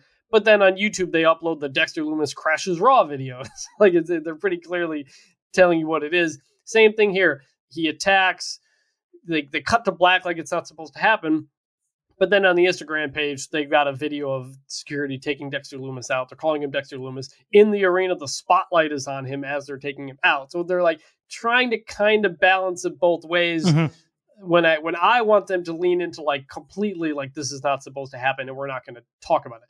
Like the car accident in the background, like the fire in the barrel or whatever it was this week. They're throwing these Easter eggs in the background, which I still don't quite get, but I like that I don't get it. And so... Well, my assumption really quick is that he's doing things backstage that are creating distractions so that security is bothered so he has a better, easier way to get to the ring. Right. That's what I've assumed. That's what I've assumed too. I like that they're not telling us that so far. I really like this. I don't know what the hell is going on or what's going to happen. Part of me just wishes they were working me a little bit more, essentially, of just not acknowledging Dexter Loomis. If you're going to cut to black during your show, like this isn't supposed to happen, then why are you posting the video of the aftermath on your Instagram page? Like it's like there's too many kind of channels here and there's not a real consistency. But in terms of exactly what's on the TV only, I'm really digging it. Right. Like one of the cool things, and we technically don't know what the MJF angle is or is not with AEW, but one of the really cool things is they removed him from all their packages. They're not selling his shirts anymore. You know, they're not talking about him. They don't talk about him. They didn't tweet about the segment when it happened, all that type of stuff. So I like that. I do wish there was a little bit more reality with the Loomis thing. I agree. Mostly from the social media accounts. If social media didn't address it and maybe you don't put the spotlight on, commentary can still say, hey, look, that's Dexter Loomis. We know who it is. We're not stupid. We watched NXT, right? You want to make it clear that again, this was a problem with old WWE under Vince. They ignored that NXT existed. So when Doudrop shows up, they're not allowed to say, oh, she's Piper Niven. She's someone who was a great NXT UK worker. Shayna Baszler, multi-time NXT, women's champion. These are things that were ignored previously. So I'm glad they're not ignoring that it is Dexter Lumis, but I agree the presentation of it should be more, we don't want him to be here. Why is he showing up? Let's try not to hide it. If you're going to cut off the broadcast, why are you putting a spotlight on the guy? Right. And if you're going to acknowledge this Dexter Lumis like that, say he was fired. Why is he here? Like really go into that. Then if you're going to acknowledge that. So these are little nitpicks. And that's stuff that used to happen in WWF and WCW back in the day. Yes. He's not part of this company. He works for the rival. Why is he here? So I do wish there was a little bit more of that. But again, these are nitpicks. It's still pretty damn interesting and pretty freaking good. Sure. Seth Rollins cut a promo before the exclusive interview with Riddle on Raw. Rollins said Riddle should retire and start a farm in a lucrative industry, referring to weed. Riddle interrupted on the Titantron saying he's medically cleared. He's ready to take Rollins down. Rollins said, hey, dude, every time we're together, I take you out. Riddle revealed he's not at home. He's actually in the arena. He ran down and hit an exploder suplex. Rollins tripped him on the apron and set him up for a stomp on the announce table. Riddle escaped and then chased him through the crowd before celebrating with the fans in the stands to bro chants. This was just really predictable. Nothing wrong with it, but I love both these guys, and I feel like it could have been better. The storyline going into SummerSlam was basically non-existent, so they didn't do the match, and they delayed it so that they could do a storyline. And the entire storyline just seems to be that Rollins attacked him a bunch of times, but there's still no reasoning behind that, right? They haven't really gone so far as to say why Rollins has it out for Riddle. So it's still lacking a storyline. Riddle issued a Clash at the Castle challenge, a lot of C's there, alliteration, afterward. And then after Raw, WWE announced that match as official. So it is happening on the show. I'm going to say good because it was not bad. Nothing about it was bad. But this is still lacking. And there's 2 more Raws until Clash at the Castle. So I really hope they amp up the storytelling over the next couple of weeks. Yeah, it was fine. Like it was okay. It was, I guess I'd give it a good. But yeah, you're right. It's lacking juice. And I think, again, the kind of crowd reaction was maybe not what I expected in that moment. And look, I know this is like a whole pro wrestling thing. Like, oh, he's at home doing the interview. Actually, I'm not at home. I'm in the arena and I'm coming for you. But like, if you think about it for 2 seconds, he keeps getting kind of jumped by Rollins. Why wouldn't he just jump Rollins like backstage or something, or just rush the ring while Rollins is in there or something like that? It'd be like, oh wait, why isn't Riddle isn't doing he was going to do his interview. He's not. Where did he go? He's not. And then you kind of pan out and you see, oh, that's in the arena, and then he runs in and surprises him or something like that. So it was fine, but like you said, Riddle's just kind of floating out there right now, and I'm not really sure where it's going. I liked his aggressiveness. Like the attack at SummerSlam was really good. And I enjoyed the angle that they gave us on that show to explain why the match wasn't happening and then kind of continue it forward. And also even Rollins, the stomp of Riddle on the Raw prior to it to sell why the match wasn't happening because he was injured. All of that really worked. But it's just, they kept him out for 2 weeks and now he's back and he comes back and does that. It's just, if you're going to do that angle, if you're going to delay a match, then you got to give us more storyline for something that doesn't have one. And they're not doing it. They're not succeeding in that way. So again, a lot of things really hitting well and going well across Raw and SmackDown, but like 2 people who are over like Rover, Liv Morgan and Riddle prior to the creative change, both of whom come from NXT, both of whom Triple H recruited and likes, and he pushed Riddle really hard in NXT. They're just kind of not working right now. And it's weird that that's the case. So again, it's neither is bad. Both are totally fine, but I just hope for more from 2 people who I was really into prior to the creative change. It feels like they are getting left behind a little bit, or maybe not left behind. That's incorrect. It's not as cohesive with them as it is with others. It's the best way to put it. Yeah. Judgment Day opened Raw in all black. Rhea Ripley said they've been running Raw, which is hardly true. Finn Balor said the Mysterios weren't there and that he further established his legend by beating Ray last week. I like that a lot. Very Prince Devitt type of line. Damian Priest talked shit to Edge, promising it would be clean one-on-one when he ends Edge's career next week. Priest said Edge's second retirement, won't be as fun as the first because Beth Phoenix will have to wheel him around in a wheelchair. Ray then surprised with an attack, and he beat down Balor and Priest until Ripley stood up to him. The crowd was on its feet for this entire thing. He drop-kicked a chair into Balor and beat him and Priest with it. Then he went to deliver a huge chair shot on one of them. When Ripley got in the way, so he held up, didn't swing. That turned the tables. Ripley DDT'd Rey Mysterio into a chair, and Balor hit the coup de grace with a chair on his chest to end the segment. The promos were all solid here. I thought all three of them hit. The best part was Judgment Day finally getting real heat from the crowd. They were booed mercilessly at the beginning of that segment, and it continued. Priest even got what chance at one point, but the heat at the beginning was great, and the heat at the end was awesome too. All three of them got to shine. Ripley was the MVP of the segment. She's the MVP of the group right now. And seeing Rhea Ripley DDT Rey Mysterio on a chair was friggin' awesome. I love that Edge and Priest next week is booked. It's supposed to be clean. I presume we're going to get Edge and Balor, save for Clash at the Castle. But given Priest made such a point at no one in Judgment Day being at ringside next week, it really makes me believe Dominic may be joining them after all. He'll be the one to interfere. Maybe Priest even gets to beat Edge. This was an obvious good. I thought it was a very exciting segment to open Raw. And Judgment Day, finally, for the first time, feels like it has direction.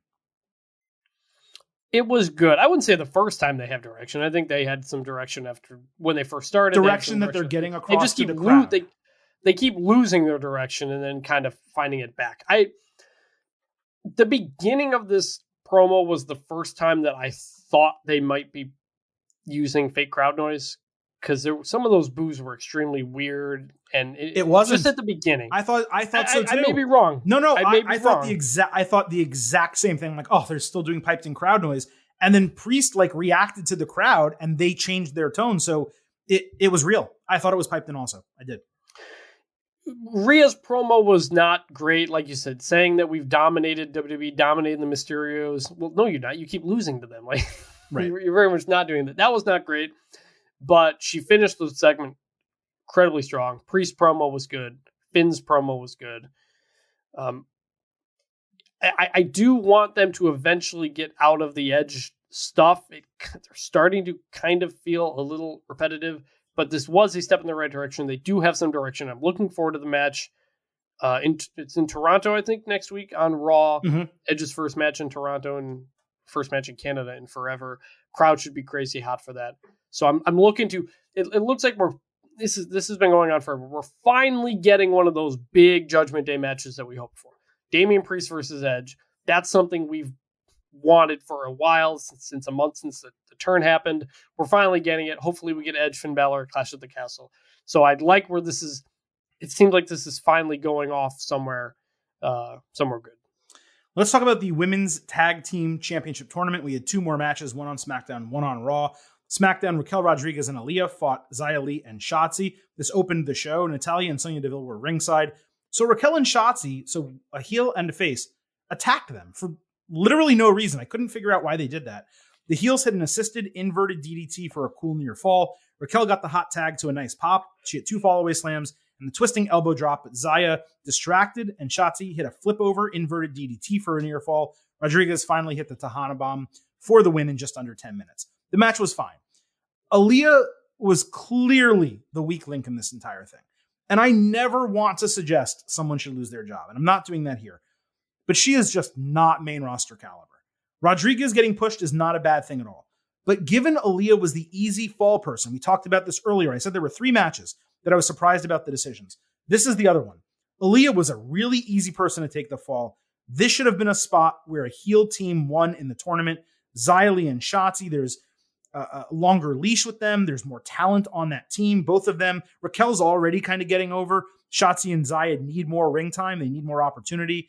So that was disappointing for me that they didn't have them win. But it was nice to see Raquel getting over. This was good overall, just not my style of booking. And one more note. Through 2 total matches in the Women's Tag Team Championship Tournament, the women have 7 minutes more ring time than the entire Queen's Crown. That is wild. Yeah, this was fine. I didn't have any strong thoughts on it other than I'm glad they got time to do a full match. I give it a good. Wasn't offensive, but there wasn't much to it otherwise. So, yeah, that's about it. We also did get like a pre-taped promo from Zoe Stark and Nikita Lyons of NXT ahead of their match next week against Natalya and Deville. Nothing too notable, but I did think it was a smart way to introduce them. So I just wanted to say that. Yep, I liked it. On Raw, we had Alexa Bliss and Asuka against Nikki Ash and Doudrop. Bianca Belair entered to support her teammates, and Asuka danced to her music. It was kind of cute. There were a bunch of near falls and broken falls. Doudrop hit a big running splash on Bliss, who had a rough landing. She actually ended on her hip. Doudrop caught her with a Michinoku driver for a near fall, but Asuka avoided a Vader bomb. Bliss got the hot tag and DDT'd Doudrop before Asuka hit a code breaker and then stretched her in a submission as Bliss knocked out Nikki at ringside for the win. This one also went just a shade under 10 minutes.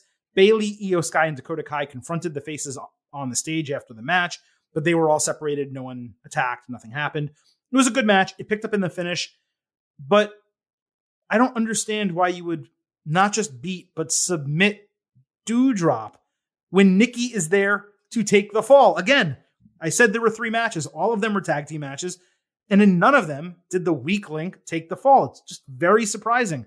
It did make Asuka and Bliss look more impressive by beating Doudrop, so perhaps that was the reason. It was a good match, good post-match, better than the match on SmackDown. Nothing incredible, though. Yeah, it was better than the match on SmackDown. I was also surprised at who took the fall.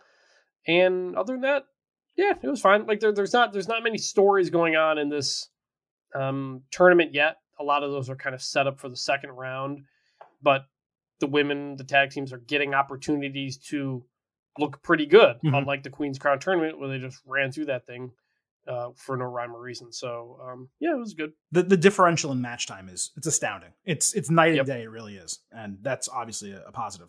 Now, last week, Bliss did not have Lily with her, which I thought was a great development.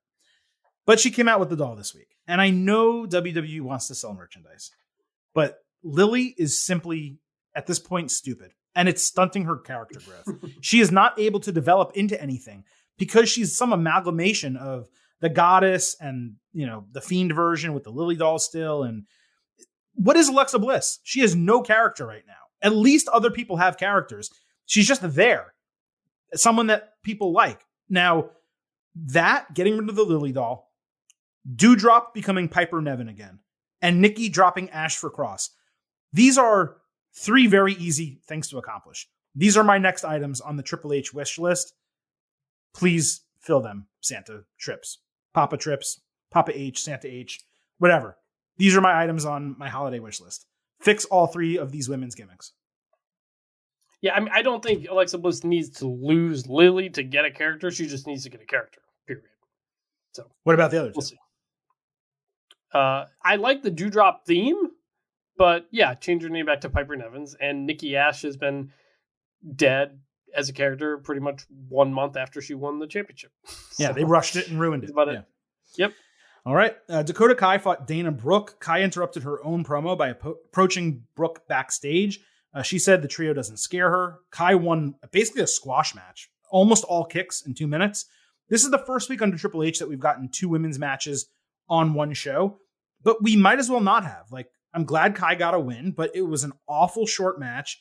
It felt like a total waste of time. This is the type of match that you do when someone's leaving a territory and you just want to beat them and get them out of the way.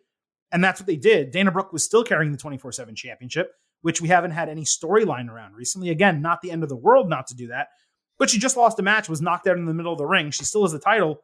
No one showed up to try to win it from her. So why does that still exist? I thought we were going to get through a week, 5 hours of WWE television, all goods. It was really trending that way. But with 1 hour and 8 minutes left in the week, we got a first bad. This was bad. Look, it wasn't great. Like, it wasn't a great bit, but I don't know. Again, I don't really watch NXT. I don't know anything about Dakota Kai. Like, I need to see her do some things. So having her squash Dana Brooke doesn't necessarily help her character, but it makes her look pretty makes her look a little bit formidable, which we hadn't had before. So I completely understand the thought process behind it. I would have had them take the 24/7 championship from her. Like you said, if you're not going to do anything with it, if she's not going to get jumped after she loses a match or anything, then why not just have Dakota Kai just carry it around from time to time? Like they're not winning the tag, they're in the tag team division, but she can carry on the 24/7 championship too or something. I don't know. Like, as we always say, if you have the 24/7 championship out there, do something with it. But I'll give it a bad just because it didn't. You don't have to follow what I did. I'm just telling you the way I felt about it. I mean, I'm gonna give it I'll give it a good because I'll give it a good for effort. Like, it's not like I came away from that segment being like, oh, this was terrible. I thought it was fine. It accomplished what it needed to. Yeah, it's one of those situations where it's like I couldn't find anything redeemable about it. Even Kai getting the win, Dana Brooke's not good enough to make Dakota Kai look good or impressive or get people excited about her. So she got the win, but she might as well have beaten a jobber. It didn't really make sense.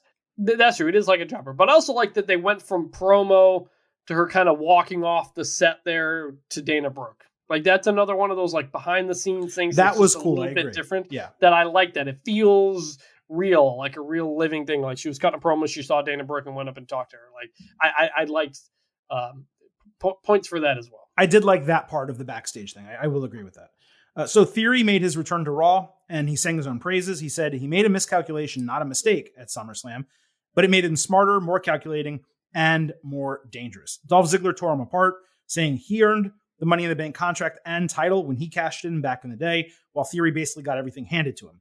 Theory called him a has-been and said he'll keep winning, unlike Ziggler, who screwed up the second half of his career. There's a really cool spot to go to commercial. This is the other time where it cut to black. Theory and Ziggler were brawling backstage, and they ran into a camera, and they acted like the camera just cut off, like lost transmission. So it went to black, went to a commercial. The brawl was eventually broken up during commercial break, and the main event match was made. Theory's promo to Dolph could have been a bit stronger, but I thought it was good storyline continuation, all things considered. We'll get to the match. Theory and Ziggler. Theory was super aggressive and violent at the bell. Theory got distracted on the top rope, allowing Ziggler to jump up for an avalanche X Factor and a near fall. He also sold a knee. Theory dominated for a while, hitting a spinning rack bomb for a near fall. Ziggler came back with a famouser and later a zigzag for a couple 2.5 counts. Theory tried to cheat with the ropes, but as Ziggler started picking up steam, Theory caught his leg during a famouser and converted that into A-Town Down to get the win in 16 minutes. He got immense heat right after the bell from the crowd. Theory obviously had to win the match. I doubt this was the original plan for the Dolph Ziggler storyline, but a change in creative coupled with Theory needing to step away from WWE for a couple weeks for personal reasons, it seemed to me like they just said, you know what, let's continue this, not to insult people's intelligence, but let's also just end it and move on from it. I'd have liked to have seen Ziggler mentor Theory, given he's a former Money in the Bank winner, but at least Theory got an establishment win over a former world champion. Since winning the Money in the Bank briefcase, he's been unsuccessful and he's gotten beat. So to see him get a win here was solid. I went 3.5 stars and a B for the match, and it was good. I'm torn on this. Like, I like the build-up and everything, and it was good, but it just didn't feel like a main event match. Like, it was very clearly at least the third biggest match on the show, behind Kevin Owens McIntyre, which was spontaneous, and the U.S. title match, which was scheduled beforehand. I kept waiting for the end. I was like, is someone going to make a surprise? Is something going to happen here? And it just never did. And I was like, all right, I guess it's the end of the show. Like, if you had flipped this with the U.S. title match, if you had this maybe close the second hour, open the third hour, and you close the show with the U.S. title match, I think I would have felt a lot better about this. It was fine. Like, I'm not going to give it a bad. It was good, but it just kind of felt random. And look, maybe this is the end of Theory versus Dolph, and they just wanted to cut it off. That's fine. But its placement on the show was very strange to me. I agree with that. They showed the attack, and I don't think they ever announced that it was the main event until or that there would be a match and that the match was the main event until after the United States Championship match. So 10:15, 10:30, they're like, oh, by the way, this match is happening at the end of the show. the U.S. title match happens, and I said to my brother, I was like, wait, what is the main event of the show? And he's like, I don't know. And then they advertised Dakota Kai match. I was like, it's not that. Right. What is it? Oh, I guess they're doing that tonight. Well, that's weird. Maybe they'll do something at the end to explain it. And then they just didn't. So yeah. it was weird. These are some of those, again, some may look at these as nitpicks, but, we're pointing out literally the good, the bad, and the ugly. That's what the segment is, and that's what the show is about. And those are some of those things. I think I mentioned the Drew McIntyre thing earlier, right? Where the promotional aspect of it and the way it was explained didn't really make a lot of sense. And that's surprising because, look, yes, Vince McMahon is gone, sure. But everyone else is still there as far as we know. Like Bruce Pritchard is still there, right? And that is one other thing I did want to mention really, really briefly before we continue. Triple H is getting all of our praise, and he deserves it, and creative is better, all true. But one thing I did mention when this creative stuff happened is Bruce Pritchard is still there. And Bruce, without Vince, is creative and smart, and he knows how to book good wrestling. It may not be everyone's cup of tea, but he is very capable. And I am very curious to learn, Triple H is definitely setting the direction. I'm wondering what level of input Bruce is having in some of this direction, because I got to say, anyone discounting him and putting all the praise on Triple H, probably missing the boat a little bit. It's both of them. A lot of stuff's working. Some stuff maybe isn't as well. And I think both the praise and the blame in certain circumstances needs to be shared. It's not all on one man. Whereas with Vince McMahon, sure, there are writers, and sure, Bruce was there also. But he was always the guy. He was always the guy who, if something was really odd and didn't make sense, it was nonsensical, you could say, yeah, that's Vince McMahon probably did that. Now we don't know. And that's kind of nice. We're able to look at it like a television show. You know what I mean? Yeah. Well, I was going to say, and it's not just Triple H and Bruce either. There's a team of writers. Yeah, who are probably have more input now than they ever have before in terms of what they do. So that's true. And look, I said at the beginning of the show, I thought this Raw had some really bright moments and some really kind of moments. And this main event was one of those moments. Yeah. I didn't like this episode as much as the past few. And look, not every episode is going to be hit out of the home run. Still a lot of it that I liked. I'm still very happy with the general direction. But as we talk about how much we have enjoyed the general changing creative, there's still bits that we're having issues with, and we may not be giving it a bad. We're certainly not giving it an ugly. But I also think that's, again, coming back to kind of trusting that they'll work it out and giving them some time to kind of figure it out. 0 uglies thus far in the Triple H regime here on the show. On SmackDown, Pat McAfee used his telestrator on a couple of jobbers in the ring. I was so happy, Chris, that he got the telestrator and it's staying. It's part of the gimmick. Mm-hmm. It's fantastic. He was using it on a couple of jobbers in the ring before their opponents were announced. And those opponents were Hit Row, making their return to a pretty big pop from the crowd, to my surprise. Top Dollar, Ashanti the Adonis, and B-Fab were all there. They hit the heavy hitter, an assisted backdrop with a drop kick for a squash win. Not a great move. Need to work on that, do something better.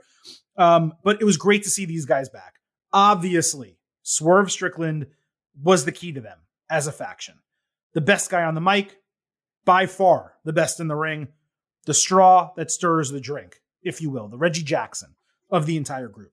So yes, the group is a downgrade from what it used to be, but the tag team division is paper thin, and they bring legitimate energy to the division and to WWE. Plus, did you see the way the fans, and especially the black fans, reacted to them?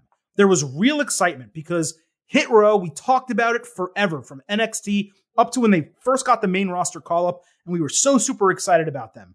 They are way more representative and real than most groups that you see on WWE television. And I say this as a big guy myself. AJ Francis, he looked like he gained a little weight. He may need to trim down a little bit if they're going to do more than squash matches. He's been out for a while. I know he wrestled a little bit. He wasn't consistently working like he was when he was in WWE. But all in all, this was a really good move. It obviously popped me. And this is one group I'm fine with them staying at 3. They don't need to expand into a faction. They had it. That piece is gone. I want them to be what they are. I don't think our Carmelo Hayes, people brought him up from NXT as a perfect person to lead the faction, or Cedric Alexander, or whoever. I don't think any of those people would make sense. The only person who you could potentially add to them that would raise the rent a little bit would be MVP. but I don't think they need a mouthpiece. So leave them as they are. Glad they're back. It was a squash, so the match was whatever, but this was good.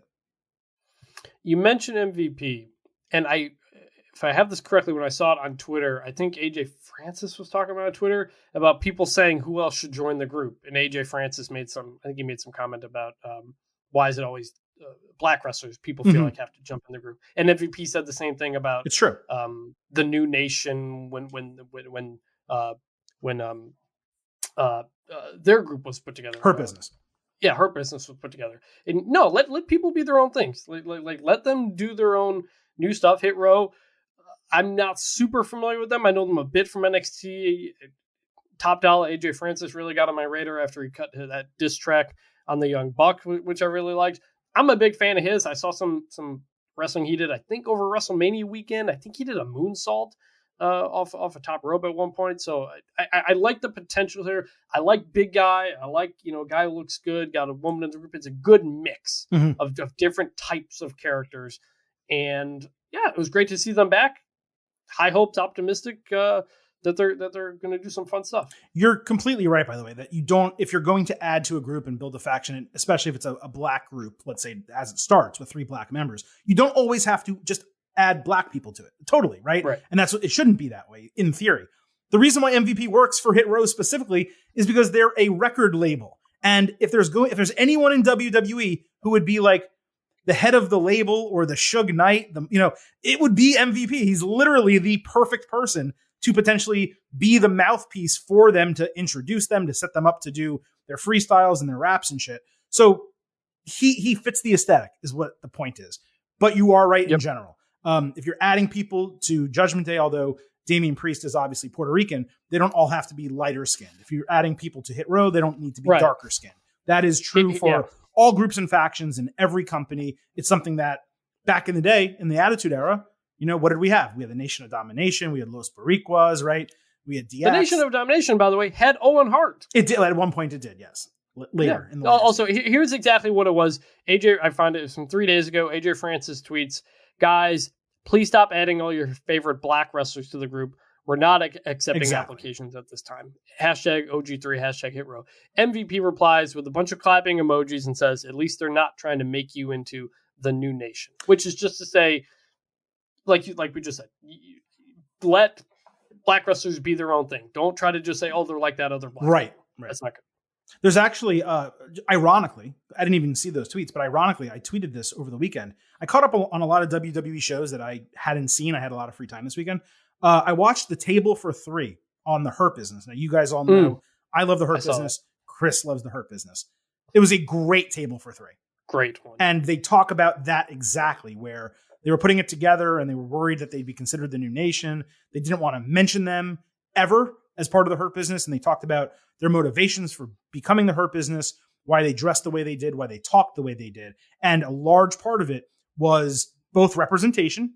They wanted young kids to kind of see that black men could carry themselves that way and didn't have to be the stereotypical groups that were used previously, but also because they didn't want it to be about race. They just wanted it to be more so about class, right? They wanted to say, we are on another level. And this is something that you should try to achieve, whether you're black, whether you're white, whatever. So it's a good show to watch to kind of further this conversation that you and I are having. But the end of it all is the Hit Row is back, and I'm really freaking excited about it. And it was pretty good what they did. So it all worked. Agree. Kofi Kingston had a scheduled match against Ivar. The Viking Raiders entered. They were not called New Vicious, by the way. Yes. Only for Kofi to wear them out with a kendo stick again. Eric got his shield up on another kendo stick shot, and they beat Kofi's ass. It ended with Kofi getting lawn darted into a shield. And then Ivar jumped off the barricade to splash him on the damn stage. There were obvious piped in boos, unfortunately. This is one area where I totally noticed it. That's aggravating. But I didn't need a repetitive match. I didn't need him to fight one partner then fight the other. So I thought this was a fine continuation of the feud. Ivar's splash was awesome. Throwing him like a lawn dart into the shield was great. Kofi and the kendo stick the last 2 weeks has been fun. I did hope they would keep New Day out until after Clash at the Castle for like a really big return. But they're doing a Viking funeral for New Day next week. So I assume we're going to get Kofi and Xavier Woods, both of them back. SmackDown's in Canada. They probably want a big pop. Purging the new Vicious, that alone made this good.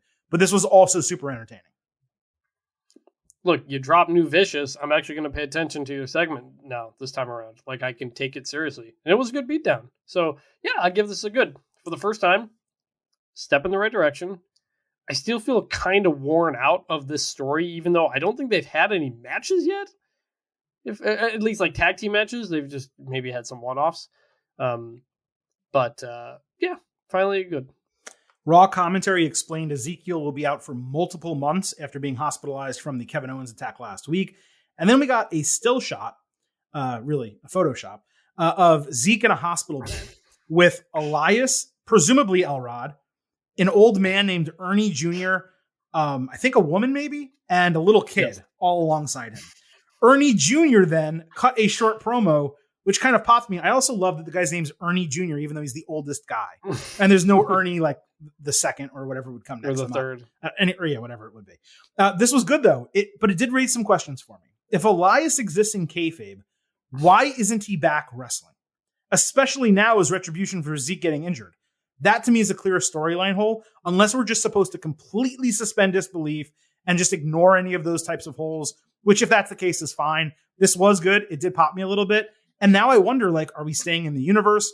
Are we just getting Elias back? What exactly is going to happen here? But clearly they're not dropping the person, and that's a good thing. Yeah, I mean, like, Elias obviously kind of made the comeback that one time a month or so ago. Mm-hmm. So, like, they've acknowledged that he's out there and he's just kind of been busy. Ezekiel said he doesn't return his texts or something like that. But if we're going to open up the entire Elias Ezekiel family universe, like, I'm all in on this again. And, like, if they can go, like, full nutty professor and put together a skit of the family either at the table or around the hospital bed and they're all, like, doing things, like, I'm all in if they do something like that. I again, the ceiling is low on stuff like that, but that would be absolutely hilarious. We got like a tiny promo from Ernie Jr. on this, and I was just immediately like, I need more of this. I want more of this. I thought it was really, really funny in a brief amount of time. So absolute good. Maxine Dupree was directing the models how to pose backstage at SmackDown. They were drenched in baby oil. Like it was tripping off them. It was really funny. Max Dupree was angry at the cameraman for doing a bad job. Los Lothario stepped up and said they should be in the group because they are the most handsome men in WWE. Max shut them down. So they physically went around him saying, hey, we were actually talking to Maxine. That obviously pissed him off. It really does seem like they're doing a quick angle to extricate Max out of Maximum Male Models. And if that happens and he gets repackaged, whether it's LA Knight, whether it's a new name, that's obviously going to be great. Even though I do like Maximum Male Models and I'm kind of down for what they're doing. This was good enough. What it means going forward could be even better. To me, Maximum Male Models only works as a gimmick that I'm super interested in if Max is the top guy. If LA Knight is the guy, on the stick doing most of the stuff. I liked how he got up close to Garza, I think it was, and was doing the close talking again. He's a really funny, really talented guy. We've gone over that a lot. If he's eventually out of the Maximum Male Models, I think it's kind of a dead gimmick. I think LA Knight was the only one kind of holding that up to be like pretty funny. So we'll see, but it makes sense that Garza and Humberto say that they should be in that. They're the most handsome tag team. Like that's their gimmick. Like they should want to be in the model. So it all made sense. So it was a good, it's obviously a low card type of thing, but I give it a good. I think you're underselling Massey and Mansois a little bit because yes, Max really got it done from a backstage standpoint. All those things with Adam Pearce were hysterical. But once they got out there and they did the runway walks, the guys were the funny part. The way they posed and all that type of stuff. The stuff that Max read was actually terrible. Like it didn't even really help that much. It was the music and the two guys, the wrestlers. So I do think it would work with Maxine. I don't know that they're going to keep doing that gimmick of runway walking, but I think the photo shoots with the baby oil and Maxine being there, if she's capable at all, look, it's a low card group. It's not going to main event shit, right? So if it's good enough to continue without him, and then we get LA Knight or whatever version of him that we get as a singles wrestler, that's going to be a really big positive at the end of the day. Yeah. To me, the runway thing, what I got the most out of the runway was the first time they did it, and he was just like, out of control with like the way he was talking about Hamming it. It was up, really funny. The second time he didn't ham it up so much and it was less interesting. And then Maxine showed up and now I don't really know where it's going on. So I don't know, but either way, I just hope they have, I hope I want more Max Dupree on my screen. Essentially. I really find him entertaining. And lastly here, Veer Mahan fought Bo Killer, I think was his name, or Triller. I don't know, whatever. The jobber dodged Veer, who eventually caught him and threw him over the ropes flat on the floor. Veer then hit a corner splash, a standing splash, and the $1 million arm, plus the cervical clutch for the win. Veer looked exactly the same. Like, they didn't follow up on the backstage segment a couple of weeks ago where he flirted with the interviewer, and the Twitter promo that I got so excited about with him dressed to the nines and looking badass. It seemed completely irrelevant to what we got on Monday night. This was completely pointless. It was right back to what it was previously. And the crowd didn't give a shit at all. You know what it was? That is one big pile of shit. It's also a bad. It's a bad bordering on an ugly. It was close. It was close. Not only it was a squash, but it wasn't even like a convincing squash. Like the guy got in some offense. He escaped a couple times before Veer eventually got him. And I was just like, what is the point of this? Nobody in the arena had any idea what the point of this was. It's the same thing we got post WrestleMania. Like, nothing changed other than he doesn't have the big elbow pads anymore. And I told my brother that he's the $1 million arm guy. Like, he didn't know. And I told him like his backstory and stuff. And he's like, oh, that's really interesting. Like, why don't they tell that story? I have no idea. This was absolutely a bad. Very close to being an ugly. It was very close. I would love to see them send Veer back down to NXT, let him team with Sangha again, and allow him to be a gimmick like Sangha. Well-dressed, well-spoken, which both of them are. Rich dudes who come from whatever background, and make them into a Twin Towers dominant, big dude tag team. Let them do it. Sangha's not doing anything.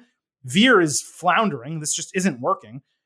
Give him an opportunity. This, whatever this is, it's not working. But what did work was this edition of the Getting Over Wrestling podcast. Chris, we broke down every single thing from this past week in WWE. SmackDown, Raw, WrestleMania launch party, the whole 9 yards. We did it for you on today's show, which means as we're on the way out here, I do need to remind you that this podcast, Getting Over, It's all about Defy. So please leave those 5-star ratings for us on Apple and Spotify. Also leave a written review on Apple Podcasts, and every 5-star review we will read here on the show as we did earlier. I forgot on the intro to remind you also to follow us on Twitter at Getting Overcast, where we release episodes as soon as they go live. And we just tweet about wrestling all week long. Again, every reason to follow us on Twitter at Getting Overcast. As far as our schedule going forward, we will be back on Thursday for our latest AEW and NXT show. If you missed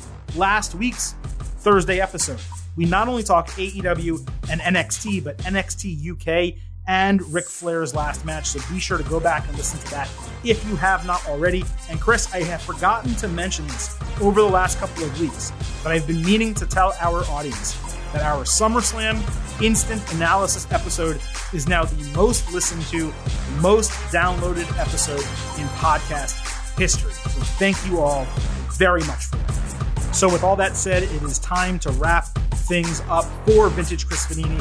This is the Silver King, Adam Silverstein, signing off and leaving you with just 3 final words. Bye for now.